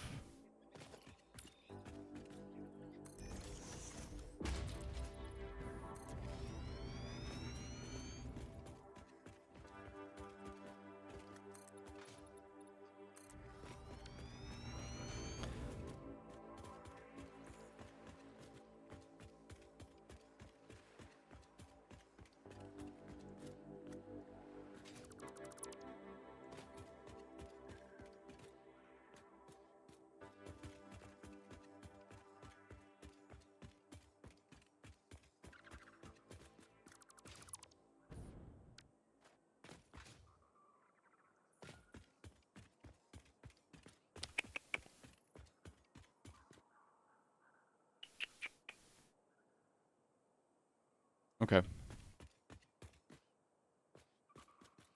Yeah, two foundations should be enough for the pipeline plus the physical lines for the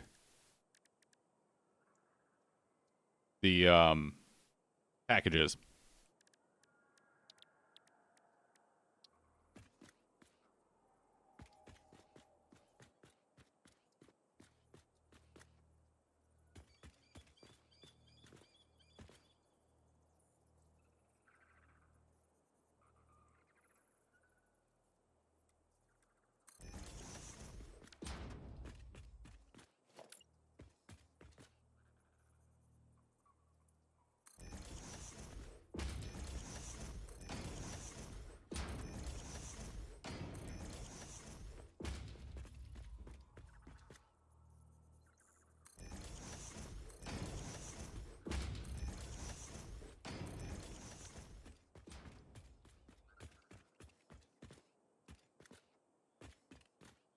Oh, nope, that's what happened. I'm like, I know I didn't start offset.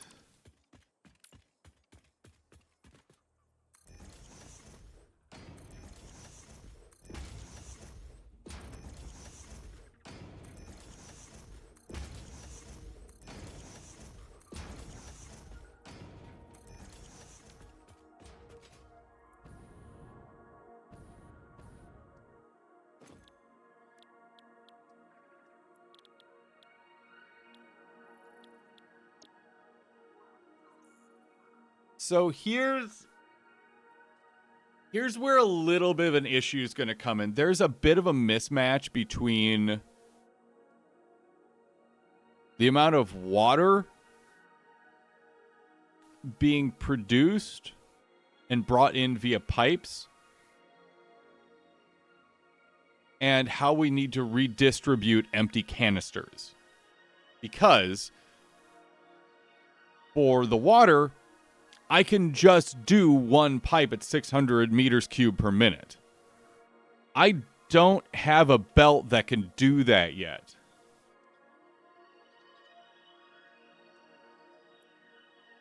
I don't have a belt that can handle that yet.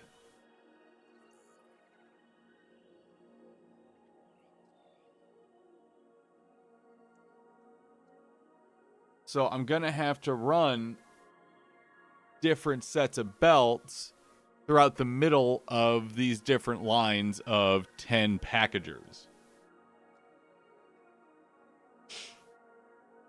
Which, that's going to be a problem for the closed loop. Hell, it'd be a problem for the open loop. It'd be a problem for any kind of setup with this. Oh, buddy, okay.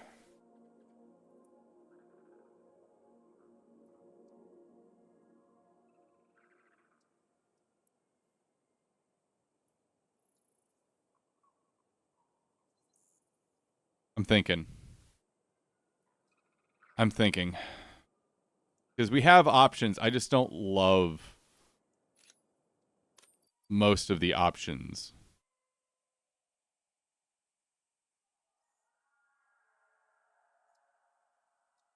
One of our options is we push to get aluminum manufacturing up and running so I can unlock the next tier of belts, which are 780 parts per minute, which would solve this problem.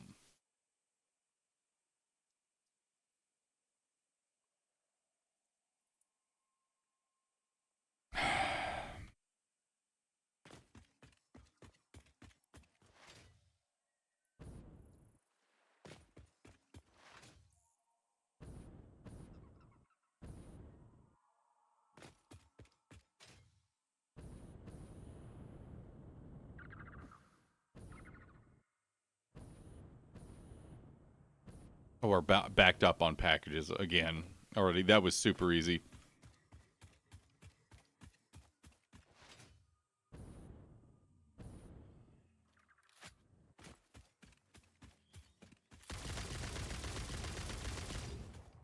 This thing's a fucking laser. I love it.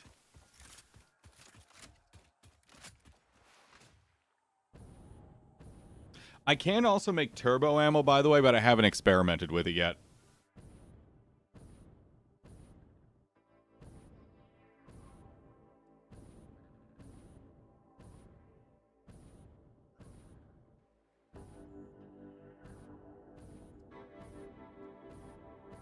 They're bullets with high-speed connectors in them.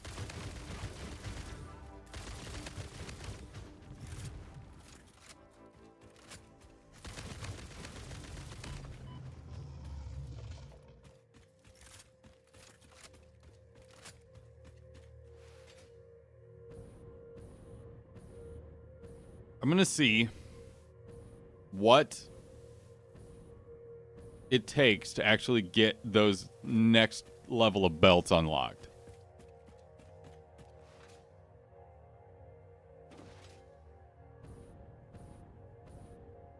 Because this is gonna influence my choice here.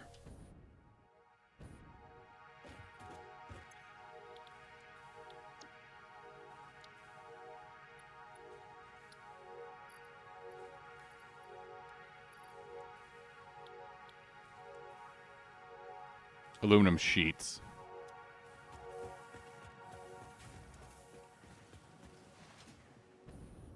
Fuck.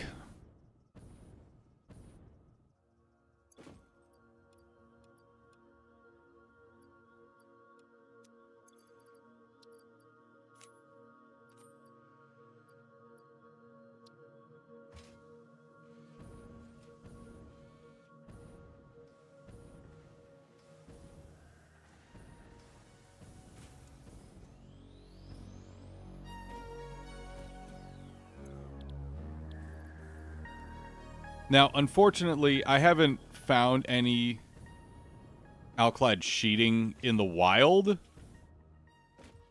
at all yet. Like, at all. So, I can't just...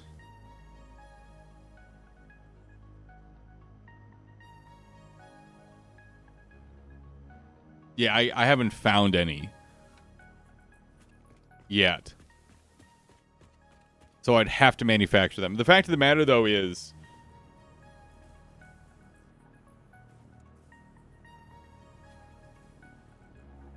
Kyle, you know, don't spread that around.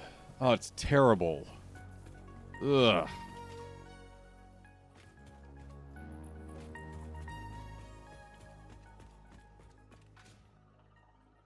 That I don't love.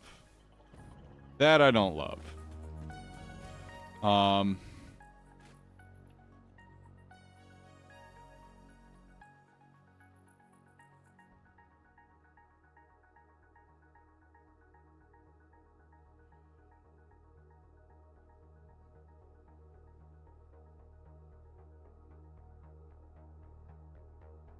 Sorry, I'm thinking.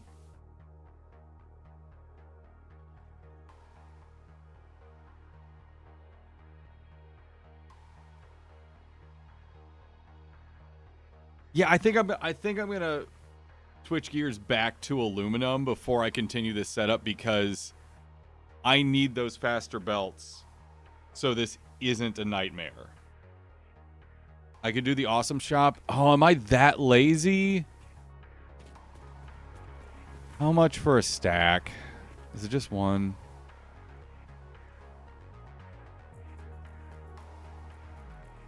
Two. Oh, I might be that lazy. I might be that lazy.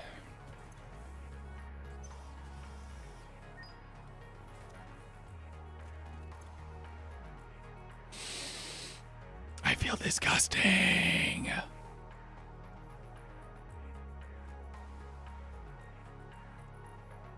I feel so gross. Parts purchase confirmed. Promotion delayed by X times part value plus fix-it stock value.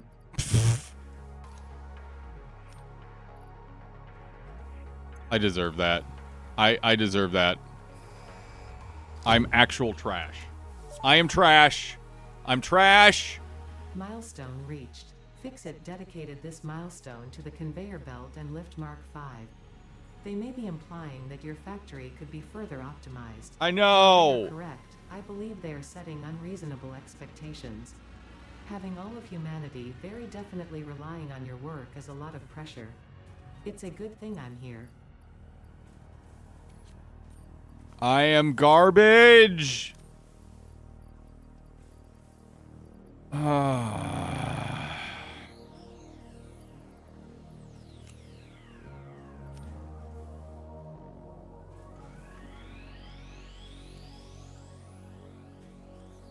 Coupons are a crutch. But wait, now that I have a little bit of the aluminum casings.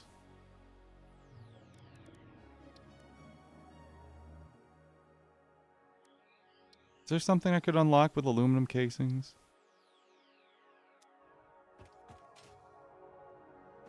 Oh, it was the hover pack. No, that takes sheeting too. God dang it. Oh, there's the blender. Now, the blender is actually kind of soonish.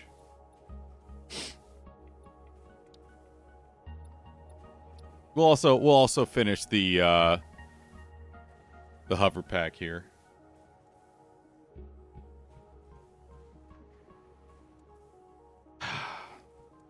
While we're waiting for the hover pack, Twitch is telling me I do need to take one more break here. I'm not going super long today, just because I have a lot of stuff I need to get done today. So, one more break. One more break. Maybe we make a hover pack. And then we are gonna get this setup done. I'm probably gonna need to use more coupons to buy sheets, but fuck it. I don't need to use a ton of tier 5 belts.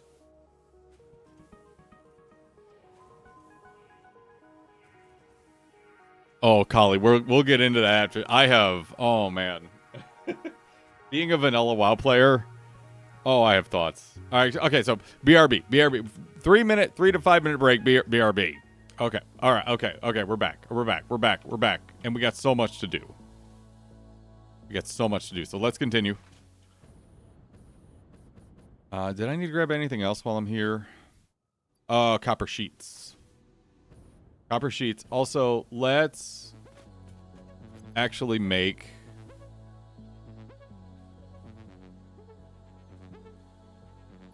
Let's actually get the thing unlocked.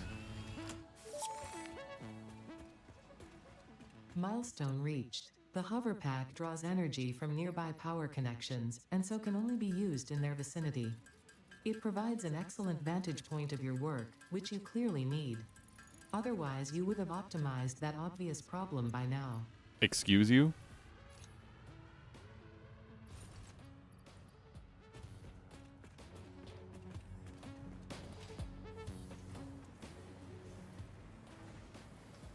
Yee.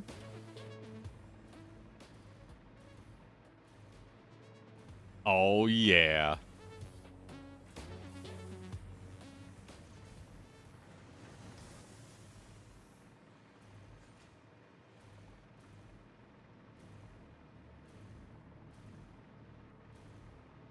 All right, so now we're going a little away from the grid. Oh, but we're fine now. Oh, this is cool. I only played around with one of these at one point.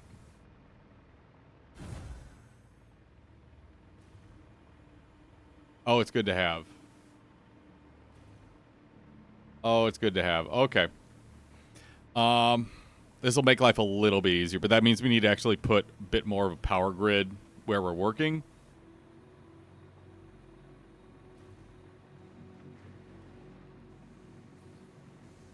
Which is okay. And then to stop floating, I believe all you have to do is double tap C.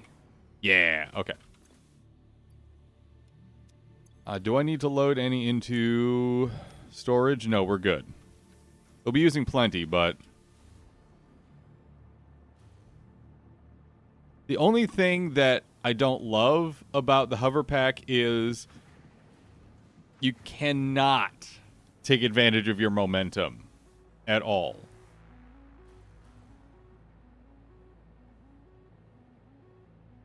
So yeah, okay, so to what Kali was mentioning, I think there's two things going on. I think there's two things kind of going on there. And the first is humans in general, and this is going to... I'm not revealing any great secrets by saying this.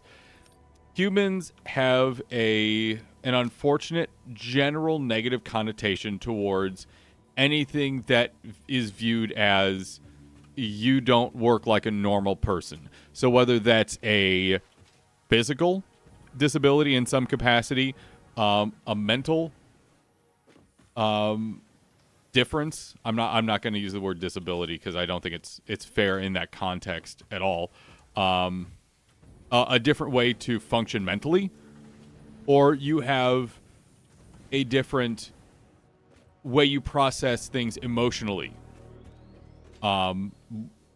Humans have, unfortunately, since the dawn of time, associated a direct or indirect negative connotation towards those, both in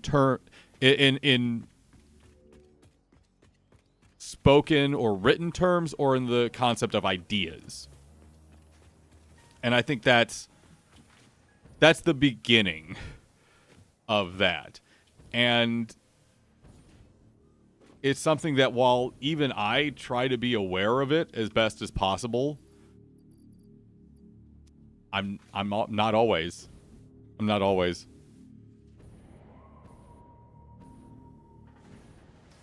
So I think that's kind of the start of that. Now, when it comes to how we reference it in more of a modern era, I'm gonna need more alkylide sheeting because I need alkylide sheeting for the belt, right? Yeah.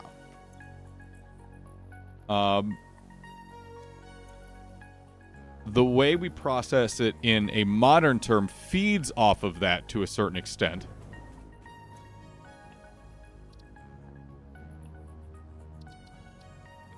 Because especially here in the United States, there has, for a long period of time, been this, I'm not going to say odd or unfortunate concept, but this very direct concept of pull yourself up by your own bootstraps, or purchases. There it is. The whole, trying to word this correctly.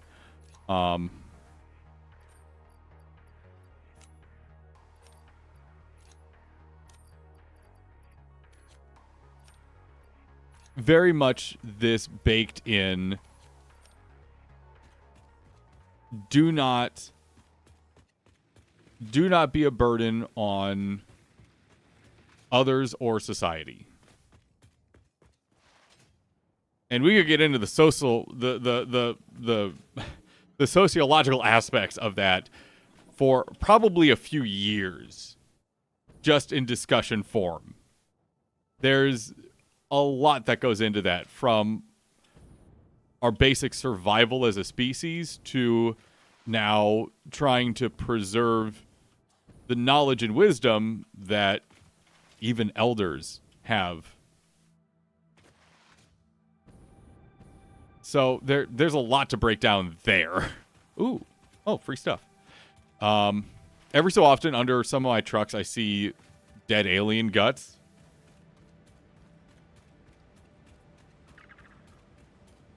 But there's a lot to break down with what you brought up, Kali.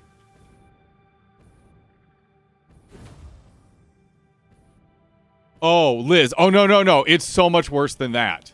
Liz, it's so much worse than that. Sorry, Kali, I'll let you respond and whatnot and provide your thoughts. But those are kind of my starting thoughts on that.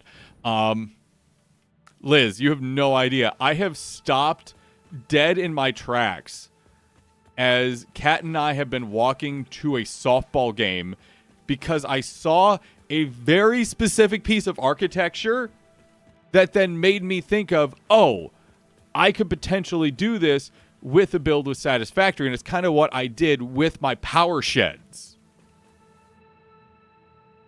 Like, I have dreamt Satisfactory builds before. Absolutely, yes.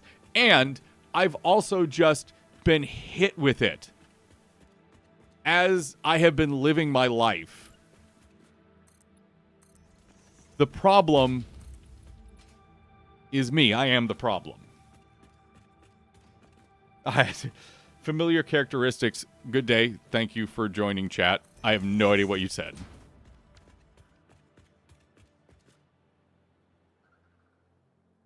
Liz, you have you have no idea. You have I eat, sleep, and breathe this.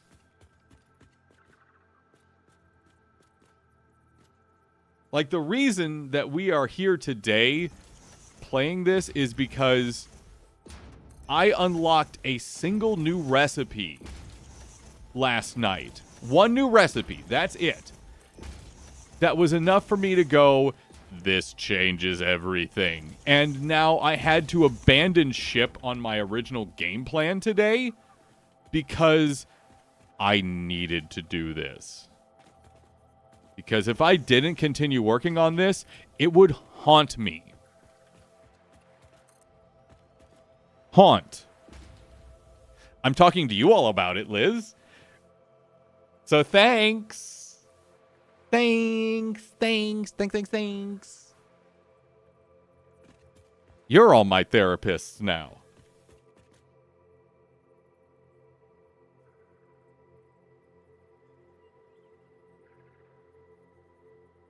Oh, okay, no worries, Colin.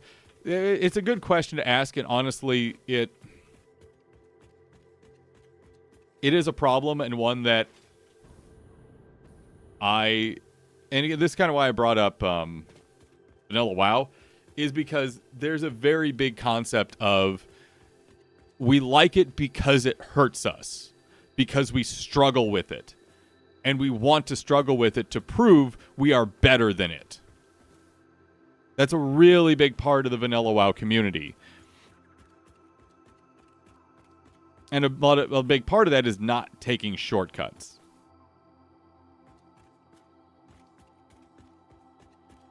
So there's a lot to unpack here. Much like these packers and unpackers.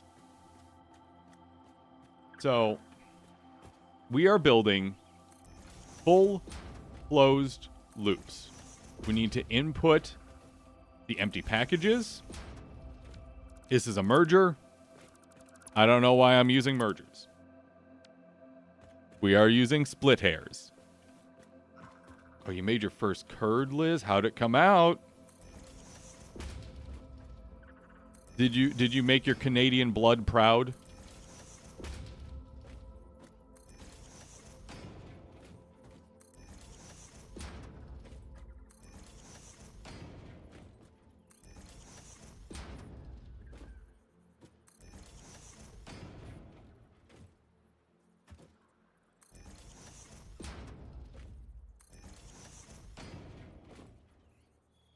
Kali, I agree. I do feel like the attitude isn't a healthy one.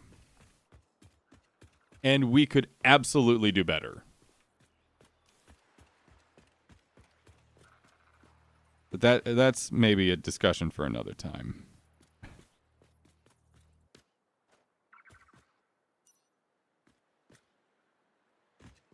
Where's the... Oh, it's on this side. Yeah, I'm going to call it center. I'm going to call it center load.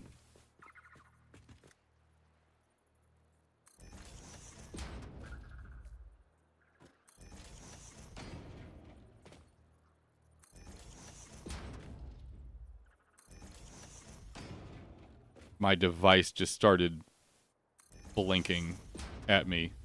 And for a moment I panicked, like, is it finally becoming sentient? No, it's just updating. It's just updating.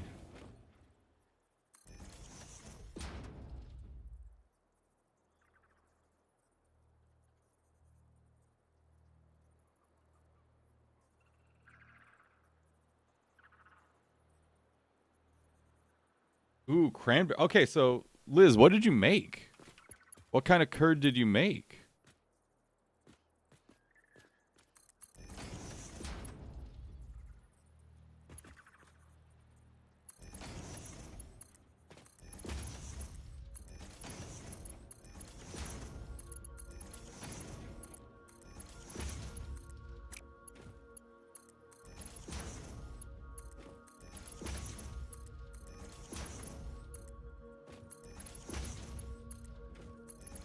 I didn't grab enough plates. Blech. Getting so much random shit on me. I shouldn't be holding on to this rubber. I don't really need a ton of it. Well, actually, now that I'm putting down packagers, I am using rubber. So maybe never mind.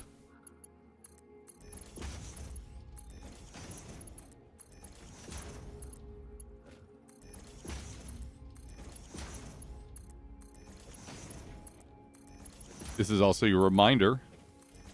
Hydrate, motherfuckers. Because that's what these all are going to be doing. Just making bottled water, baby. And then I'm going to sell it to convenience stores at way too high a price. Because fuck yeah.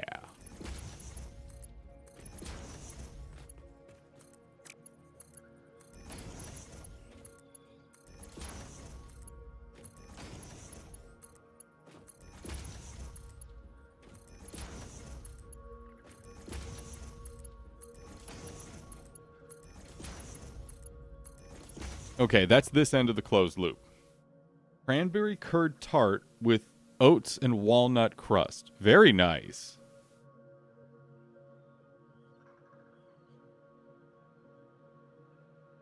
Oh, I'm sorry. I missed a comment. But isn't installing mods for Vanilla WoW taking shortcuts? It's a huge part of the Vanilla WoW community. True. Very true. A lot of modding is seen as that ability to customize your own environment and set it up yourself. But you're certainly not wrong that, especially with some mods, it is a little bit of a shortcut. One could absolutely make the argument, especially with stuff like decursive, which was actually disabled at one point because it made certain encounters too streamlined.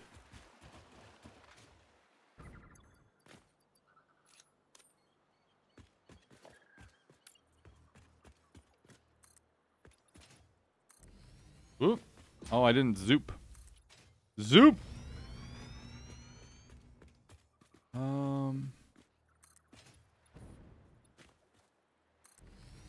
Is that going to be enough space for another line? I think it is.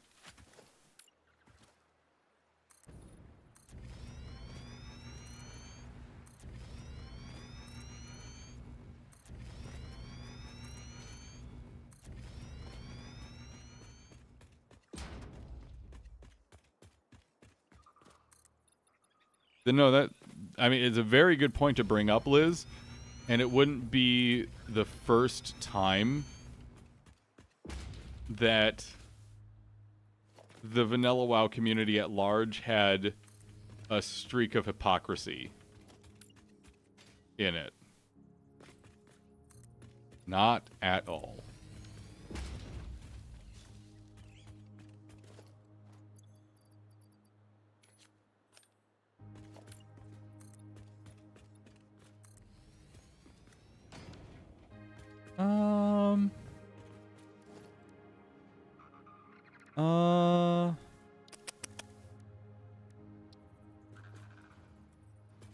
Okay, so on that side,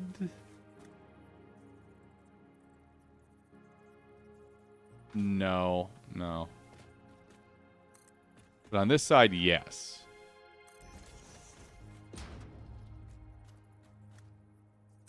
And I think kind of what I want to do is...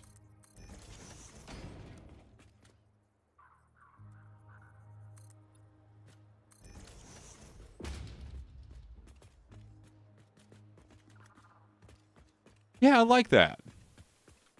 Yeah.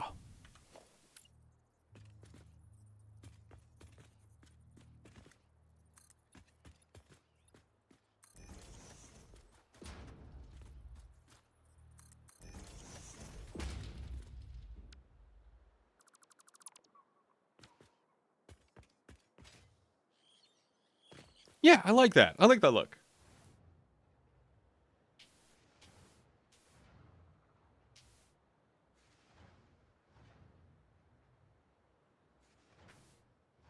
Oh, yeah, and I will say, the guild, Liz, the guild that we're in is a bit of an anomaly because it really is all about helping people and trying to have a good time with the experience versus pushing goals and objectives constantly. Because there's definitely a level of toxicity that comes out of a lot, pretty much almost every guild in WoW. This one may be the most non-toxic accepting group I've found in a guild. Not I've ever met, because there's still plenty of problems, but as far as like WoW guilds go, especially vanilla guilds go, it's very much unique experience, I'll say.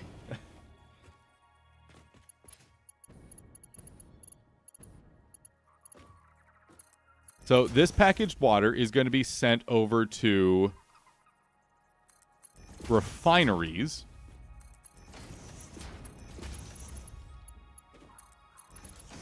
Which will mix the packaged water with heavy oil to create an abundance of fuel. And then almost immediately, those will be unpackaged. And those can be directly connected to each other because they produce at the same ratio. Have I played the Silent Hill 2 remake? No, I haven't. We were actually talking about this earlier where we were talking about my thalassophobia and if a situation like Silent Hill would begin to trigger it. And from my experience, no, because I have too many of my senses available still. But anywho, I've watched a good bit of the Silent Hill 2 remake, and I don't think it's a game I would ever play, but it is incredibly well done. Like it's incredibly well done, and I'm so glad to see that so many people are enjoying it.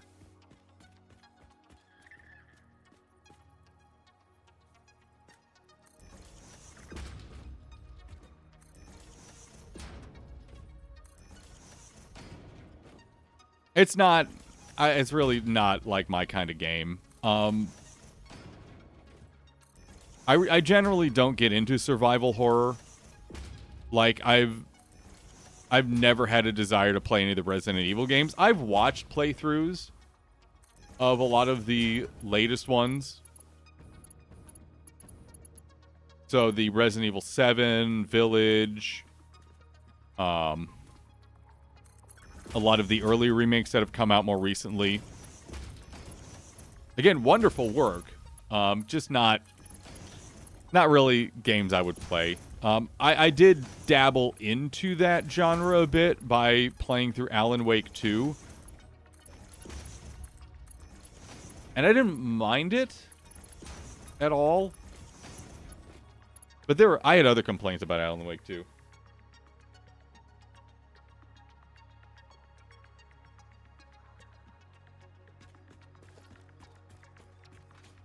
Is there any... So, I'm going to ask this question, Liz, and then I'm going to kind of answer myself. But anyone welcome to pop up with their games.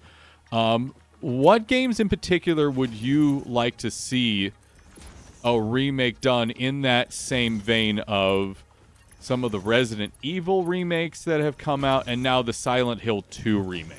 What games would you like to see remade in that same vein? And there was one game that I played a bit of when I was younger called Parasite Eve, which I think would do really well with not a remaster, but like a full remake. I think a full remake would do really, really well for that title.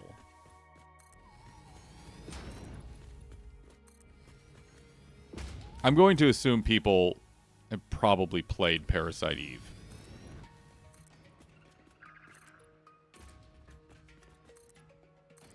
It's kind of the only time I really tried out the genre. Ooh, American McGee's Alice. Yes, both American McGee's Alice games were fantastic. And it's my opinion that American McGee's Alice 2 holds up pretty darn well. Oh no, I don't want to place that there. Yes, I do.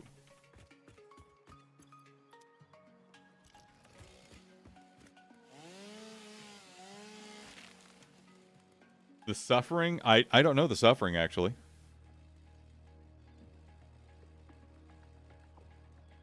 Remake of Shadows of the Damned is coming out for Halloween. I don't know that one. I do not know that one, Liz. Has Max Payne gotten a graphical update? So there is a remaster. I'm going to say a full remake of Max Payne 1 and 2 coming out. This gets me on a tangent, though. We're going to Tangentsville, USA. I hope everyone packed their passport. I didn't because I don't have mine. I'm kind of dumb for that. Moving on. Max Payne and Max Payne 2 are both getting a remaster. I really hope that they leave the original voice acting for Max Payne in, because unfortunately that voice actor died earlier this year. He unfortunately left us. In my opinion, one of the greatest voice actors of all time. The voice of Max Payne, same one for, he did a voice in Control. He was the voice of Alex Casey in Alan Wake 2. Did a lot of really wonderful voices. But do you really need one if it's in U.S. soil? Pyman, stop ruining the analogy. If you love camp, you love shadows. I don't love camp, but that's whatever. That's whatever. Love to see Parasite Eve remake, but either disregard the sequel or bake it into the Parasite Eve main game as a whole. I know nothing about the sequel for it. Okay, I see that, Liz. Thank you. Perfect. Fear would be great. I think Rob has talked a little bit about the Fear games, and I think he would really love that. I think he would really love that.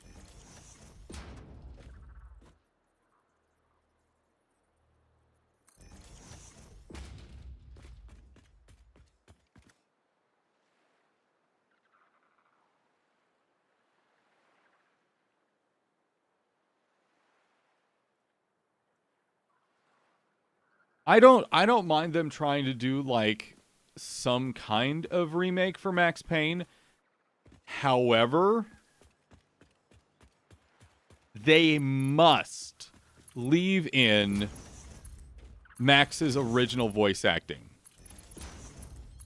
There is no way to effectively replace that without ruining the experience, at least for me. So all I need Remedy to do is use all that original voice acting material. The sequel is not well received. Okay. I know nothing about it, so. We're going to do same thing over here. Except we're going to line it up appropriately.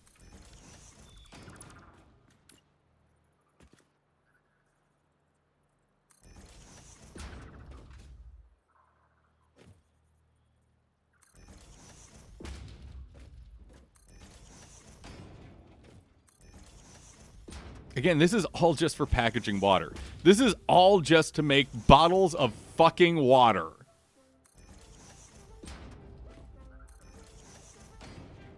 We need 8 of these. We need 8 fucking lines of these, god damn it.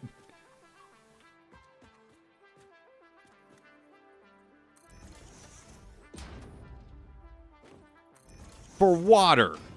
For hydration. H2O.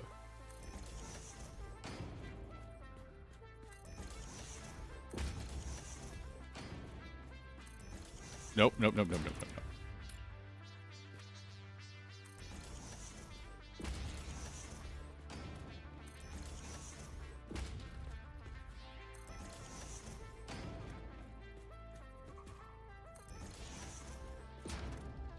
But the reason we ran the water back into bauxite production, I'm going to get to that. I will get to aluminum eventually here.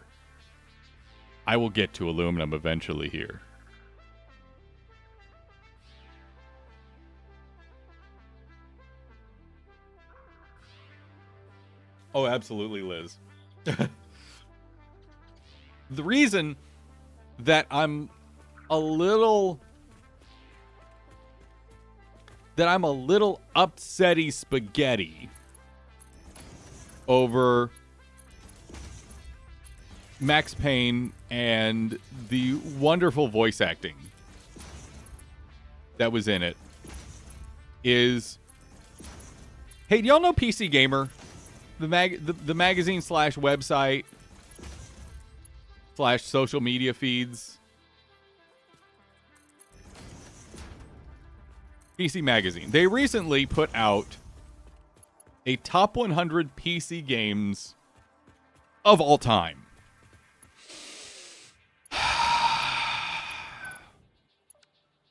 And I think y'all know where I'm going with this one. Because they did make some choices on there that I'm not going to get into. The list is whatever. If you wanna look over the list, if you don't, really, I actually don't give much of a fuck. For context, Lauren Morton, one of their editors, is actually a friend of mine, and they're generally good people. I disagree with some of the list, but honestly, it is still a lot of just perspective and taste, and there's a lot of flavor of the week in it.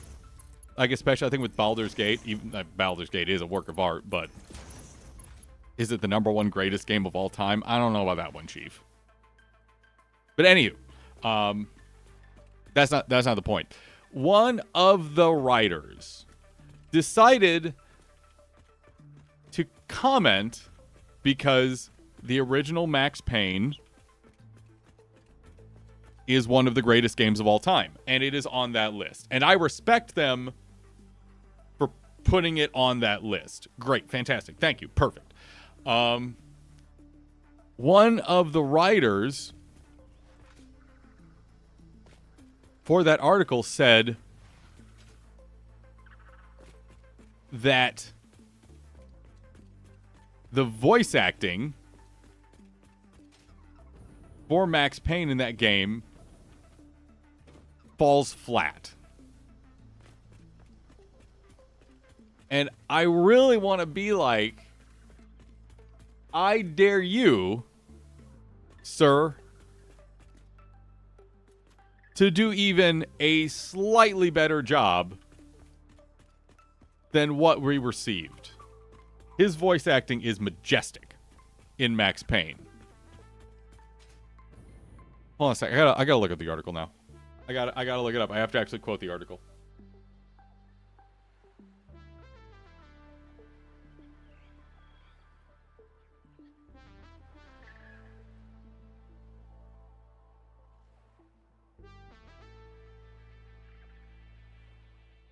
I believe Satisfactory was on this game too, on this list too, by the way.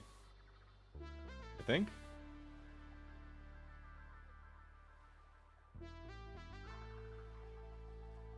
All right, so Max Payne, 74 on the list.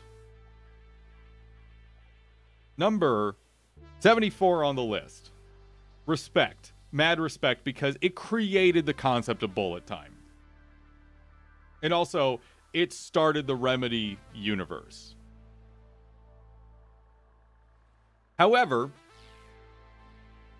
writer Andy Chalk decided to say this: I don't think Max Payne has held up overly well over the years. James McCaffrey's voice acting seems particularly flat compared to his later work, but the game that gave us Bullet Time, Dick Justice, and some of the best faux noir quotes in video game history will always be a favorite in my book.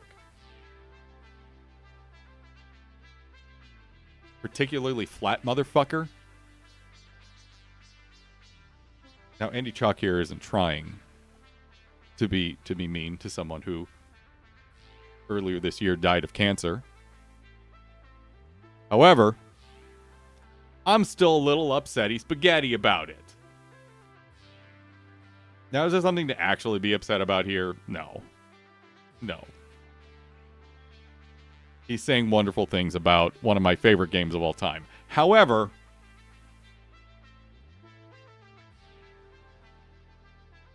I'll just say James McCaffrey's death, with how much I've loved the Max Payne franchise, hit me particularly hard. Maybe I don't like seeing bad things about him. So this has been mostly tongue in cheek, but also I disagree. I think the voice acting in Max Payne is goddamn stellar. To answer my own question too, I want to know if Satisfactory is on here.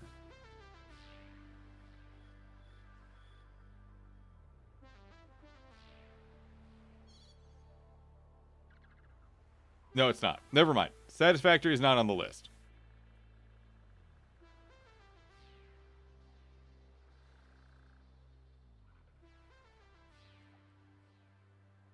Okay, that's my moment of being upsetty spaghetti. I'm not going to be upsetty spaghetti anymore.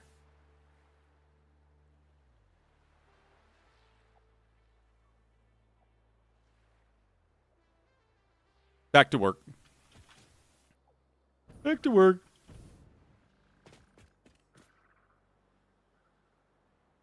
What is that noise? One sec. Sorry, I heard a little noise.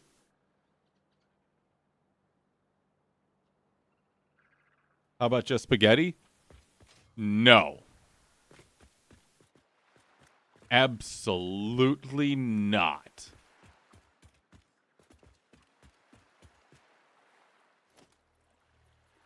We need to set split hairs. Bring the packies back in here. No, don't use that term, Daniel. I'm trying to get that word out of my vocabulary. It's not great.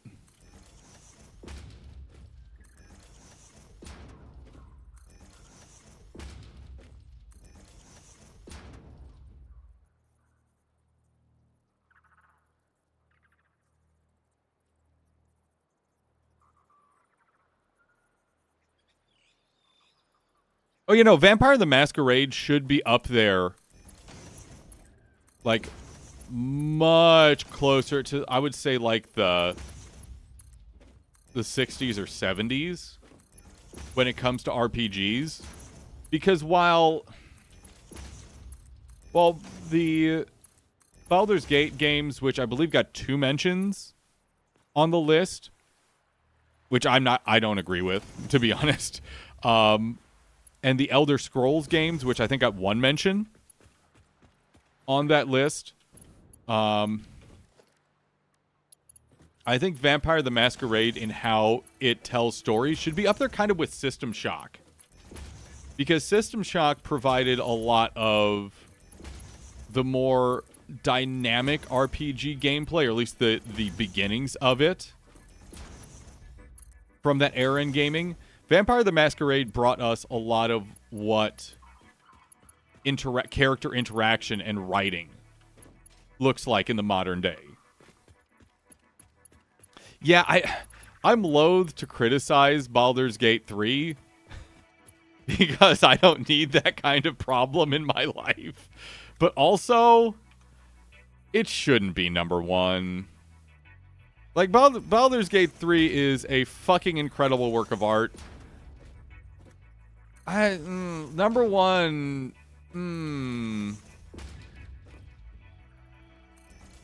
yeah, I don't know. Also, I will grumble a little bit on that list about the World of Warcraft mention on it because it just talks about retail.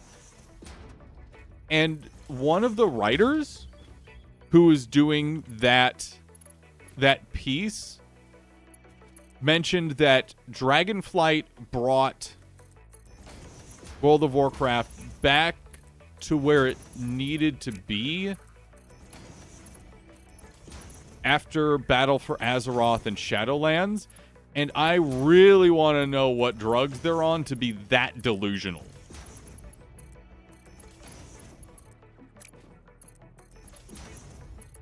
Because I don't know if I'm capable of being that delusional.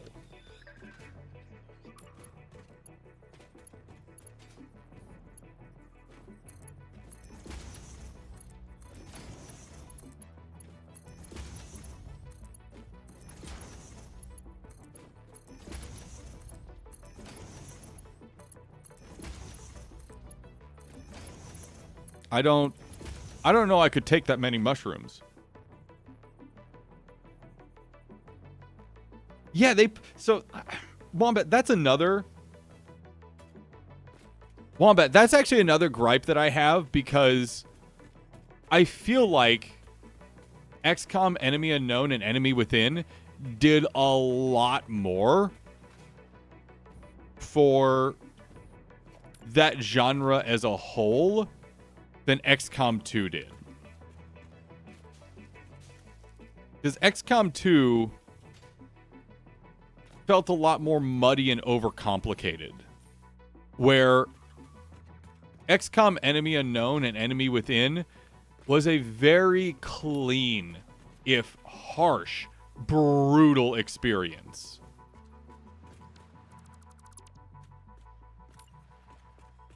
But that almost Spartan design, in my opinion, God, that's a fucking buzzword right there. That Spartan design, the fact that it was so clean and direct, I think made Enemy Unknown and Enemy Within all the more not just brutal, but incredibly, like, you had to think through every problem. Oh yeah, there is no mention of the original Tomb Raider. That's true. I didn't think about that.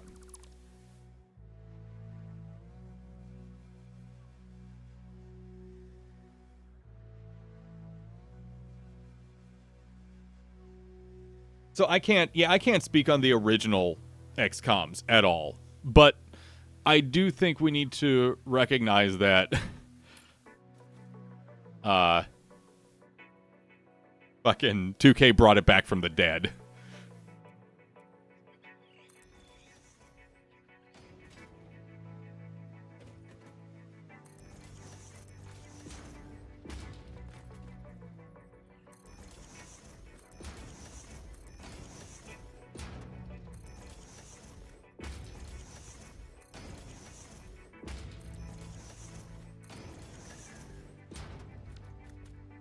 Three, 4, 5, 6, 7, 8, 9, 10. Oh. Uh-oh. Have I been building one too many? On all of these?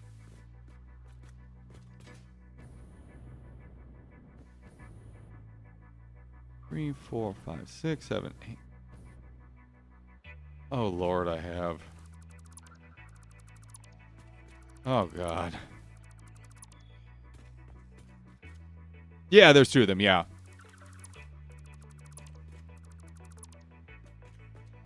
Now, here's the thing. I respect Skyrim. I respect the impact that it has had on action RPGs. Sure, yes. Morrowind was much more impactful. Morrowind was so much more impactful. 3, 4, 5, 6, 7, 8, 9, 10, 11. Yep. Did it over here too. I think I was just kind of going on autopilot and I didn't actually count properly.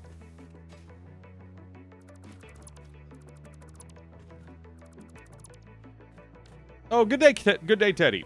You've been lurking and screaming into the void. Which Elder Scroll got on the list? Yeah, Skyrim doesn't need to be in many places. You'll disrespect Skyrim. I can't argue with that. But yeah, Morrowind being on the list, yes, that's the Elder Scroll game. Morrowind was the Elder Scroll game that needed to be on that list.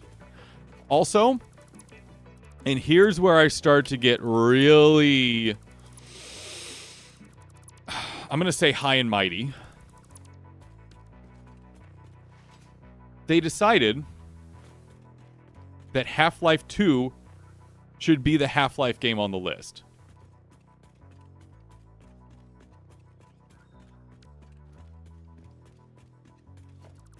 And while I get it, again, it is more recent compared to the original Half-Life. And it may feel more impactful. Half-Life helped define not just a fucking genre, but defined how modding could impact the gaming community as a whole.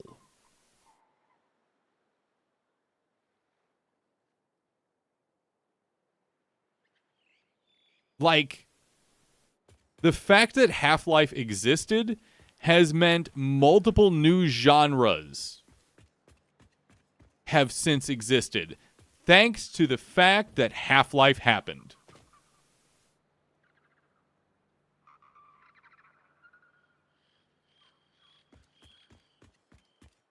Your Honor, I rest my case.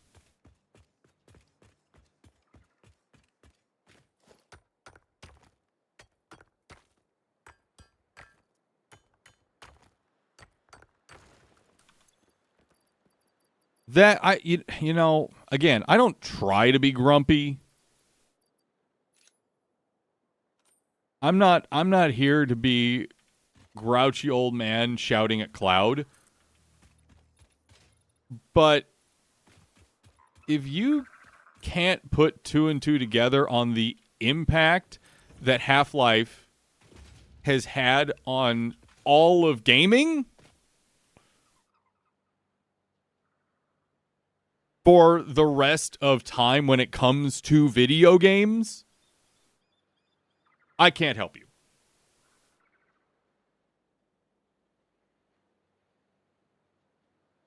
Again, for clarity's sake, a friend of mine is one of the editors over there, and I have an immense amount of respect for her. Lauren is a goddamn incredible human being. But yeah, Teddy, as I was mentioning earlier, the article as a whole feels very flavor of the week kind of vibe.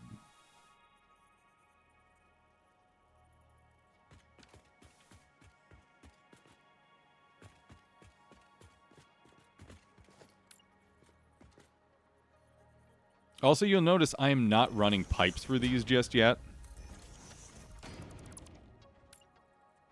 Because I'm going to do that after I have all these set up. And I know where they're going. Oh, Teddy, you'll like this setup, though. Teddy, you'll appreciate this setup. I am doing the most convoluted, ridiculous setup for fuel manufacturing and refinement that I possibly can. I'm making just a fucking shitload of heavy oil. Just an absolute bonkers amount of heavy oil. And then I'm going to package a fuckload of water. Like, all of these packagers here are just going to be taking water and putting it into bottles. And then, in a separate setup, I'm going to have combinations of refineries with the packagers attached to them, making packaged, bottled fuel that's diluted with a ton of water, and then I'm immediately going to unpack them. Like, the refinery is going to pack the fuel into a bottle, and I'm immediately going to just, like, rip the bottle open and pour it out.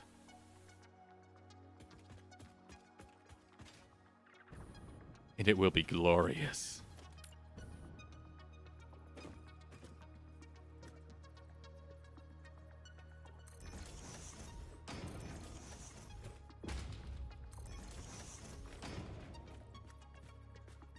And the reason I'm doing that, by the way, is because the recipe that I unlocked earlier is called packaged diluted fuel. Diluted, rather. Where I suddenly get a mystical double amount of fuel made because I'm mixing it in the bottle with a bunch of water and heavy oil. So I'm just mystically creating all of this extra goddamn fuel. I can instantly rip the bottle open, pour it out, and be like, this fuel's mine now. Thanks. Are you guys... Yeah, those belts should be the same length. Oh, no, no, no. Nope, those are not set correctly.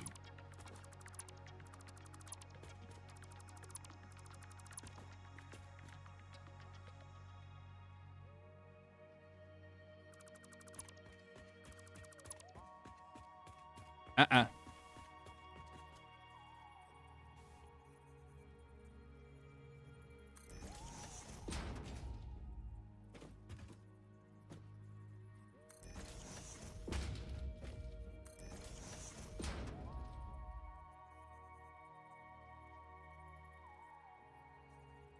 Don't bring Dagwood into this. He'd enjoy that far too much. You know, I was up late again working on this setup late last night because when I unlocked the recipe, I was instantly like, I must do this. I must. So I was up late last night watching OBG while they were doing Forever Winter.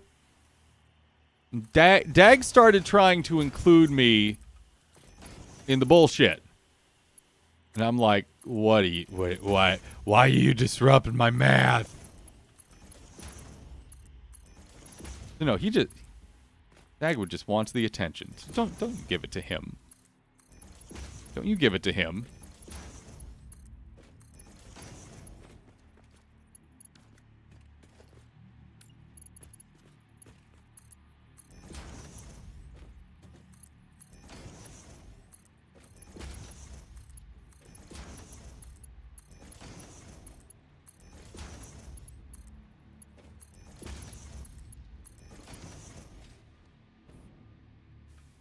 Okay. Let's do a quick count. We have 1, 2, 3, 4, 5, 6 lines of these. We need 8 in total. Michelangelo, you shut the fuck up. Oh my god. Oh my god, give me more of a rebel.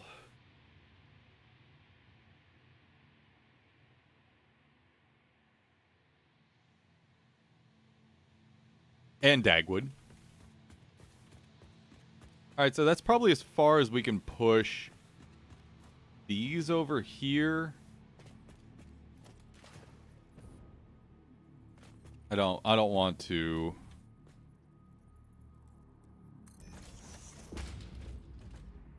I don't want to go any further. Because I want to give plenty of line for transport systems between the packagers, the water packagers, and the fuel refineries, and the heavy oil refineries.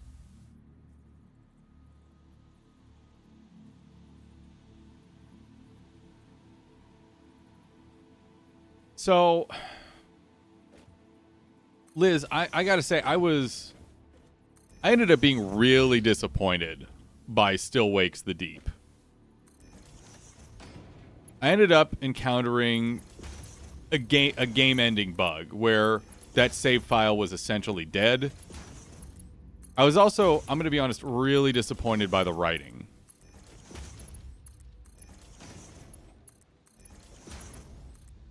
I really wanted to like Still Wakes the Deep, but I couldn't.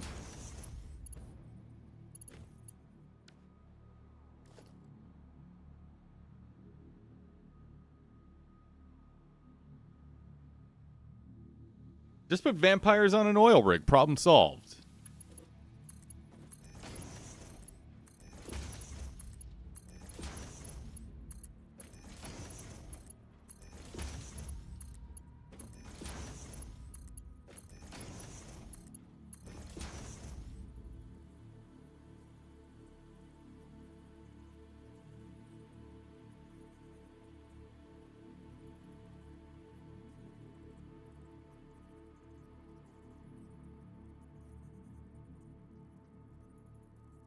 Yeah, I don't. I don't. I feel bad saying this. I don't think Bloodlines 2 is going to be a good experience. I feel really bad for saying that. But I don't see it working out.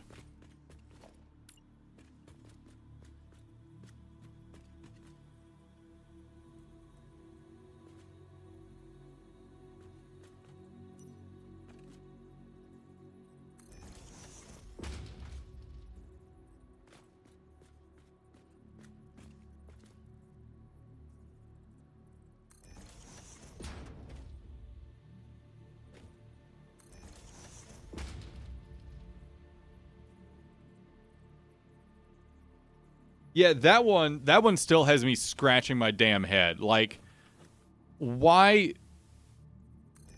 even in this era of people are replaceable, people do not matter, we just care about how much more money is going into our pockets, why would you throw so much work away? What goddamn good reason does a company have for trashing so much? Like, so much.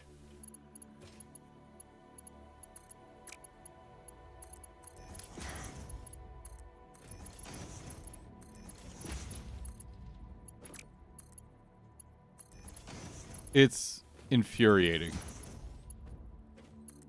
It's absolutely infuriating. And it honestly, better or worse. Whoa. These are these are the red belts. Yeah. It kind of brings me back to my thoughts about Andromeda. Mass Effect Andromeda. But I'm not getting into that right now. Because I'm still upset. I know, that was a long time ago. I know. It was ages ago. I'm still upset.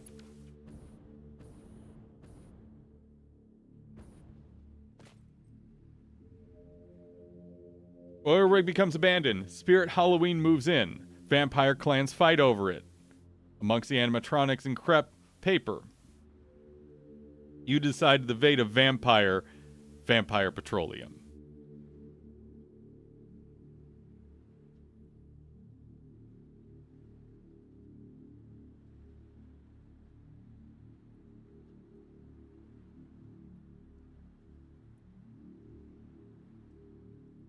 I really tried to enjoy Andromeda. I did everything. Like, you all know how much I love Mass Effect.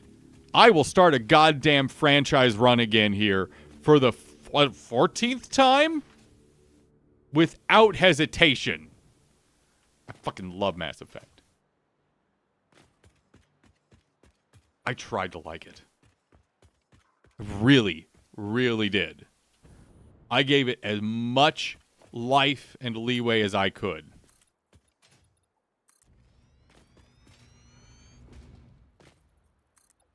I did not. I did not like it.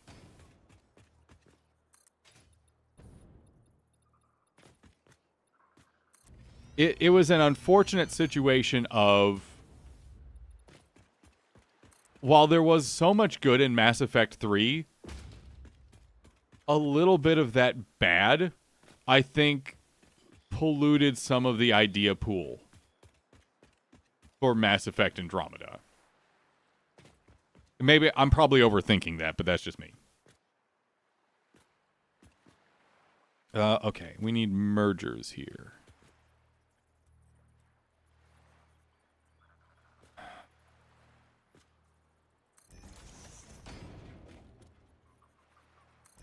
Also, my clock keeps telling me I need to get the fuck out of here.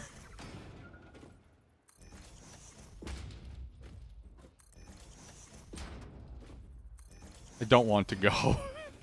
I want to continue this setup. It's going to take so long. Okay, we'll continue this tomorrow. I have to be done. I need to get out of here. Oh my god, I have to run errands. I have to get downtown. The game will be... I know, and I want to be here for it. I want to be here for the game. The game needs me.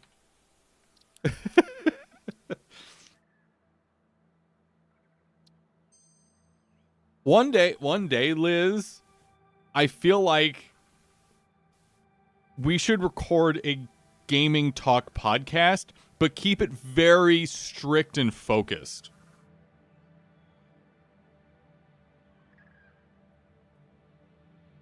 I think that'd be fun to try out one day.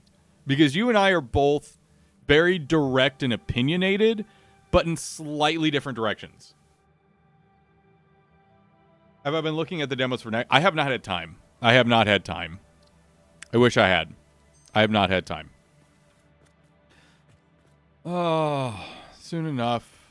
Soon enough, you all will be able to produce freely and happily.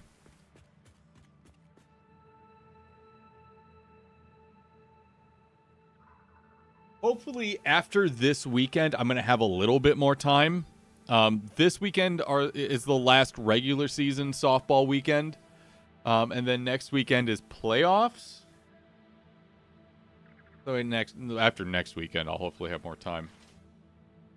At least this weekend, I got a lot of good cleaning done, so I don't have to think about that as much. Anywho, we gotta get out of here. I'm sorry, I have to get out of here. I'm sorry, I have to get out of here. I went late today. All right, tomorrow we are finishing this setup. And then we're starting to work on aluminum. God damn it. Make sure you join the Discord. tinyurl.com/danccord. Make sure you check out the YouTube page. My creator seminar from last week just went up over there. So make sure you're going and checking that out. youtube.com/@thedannation.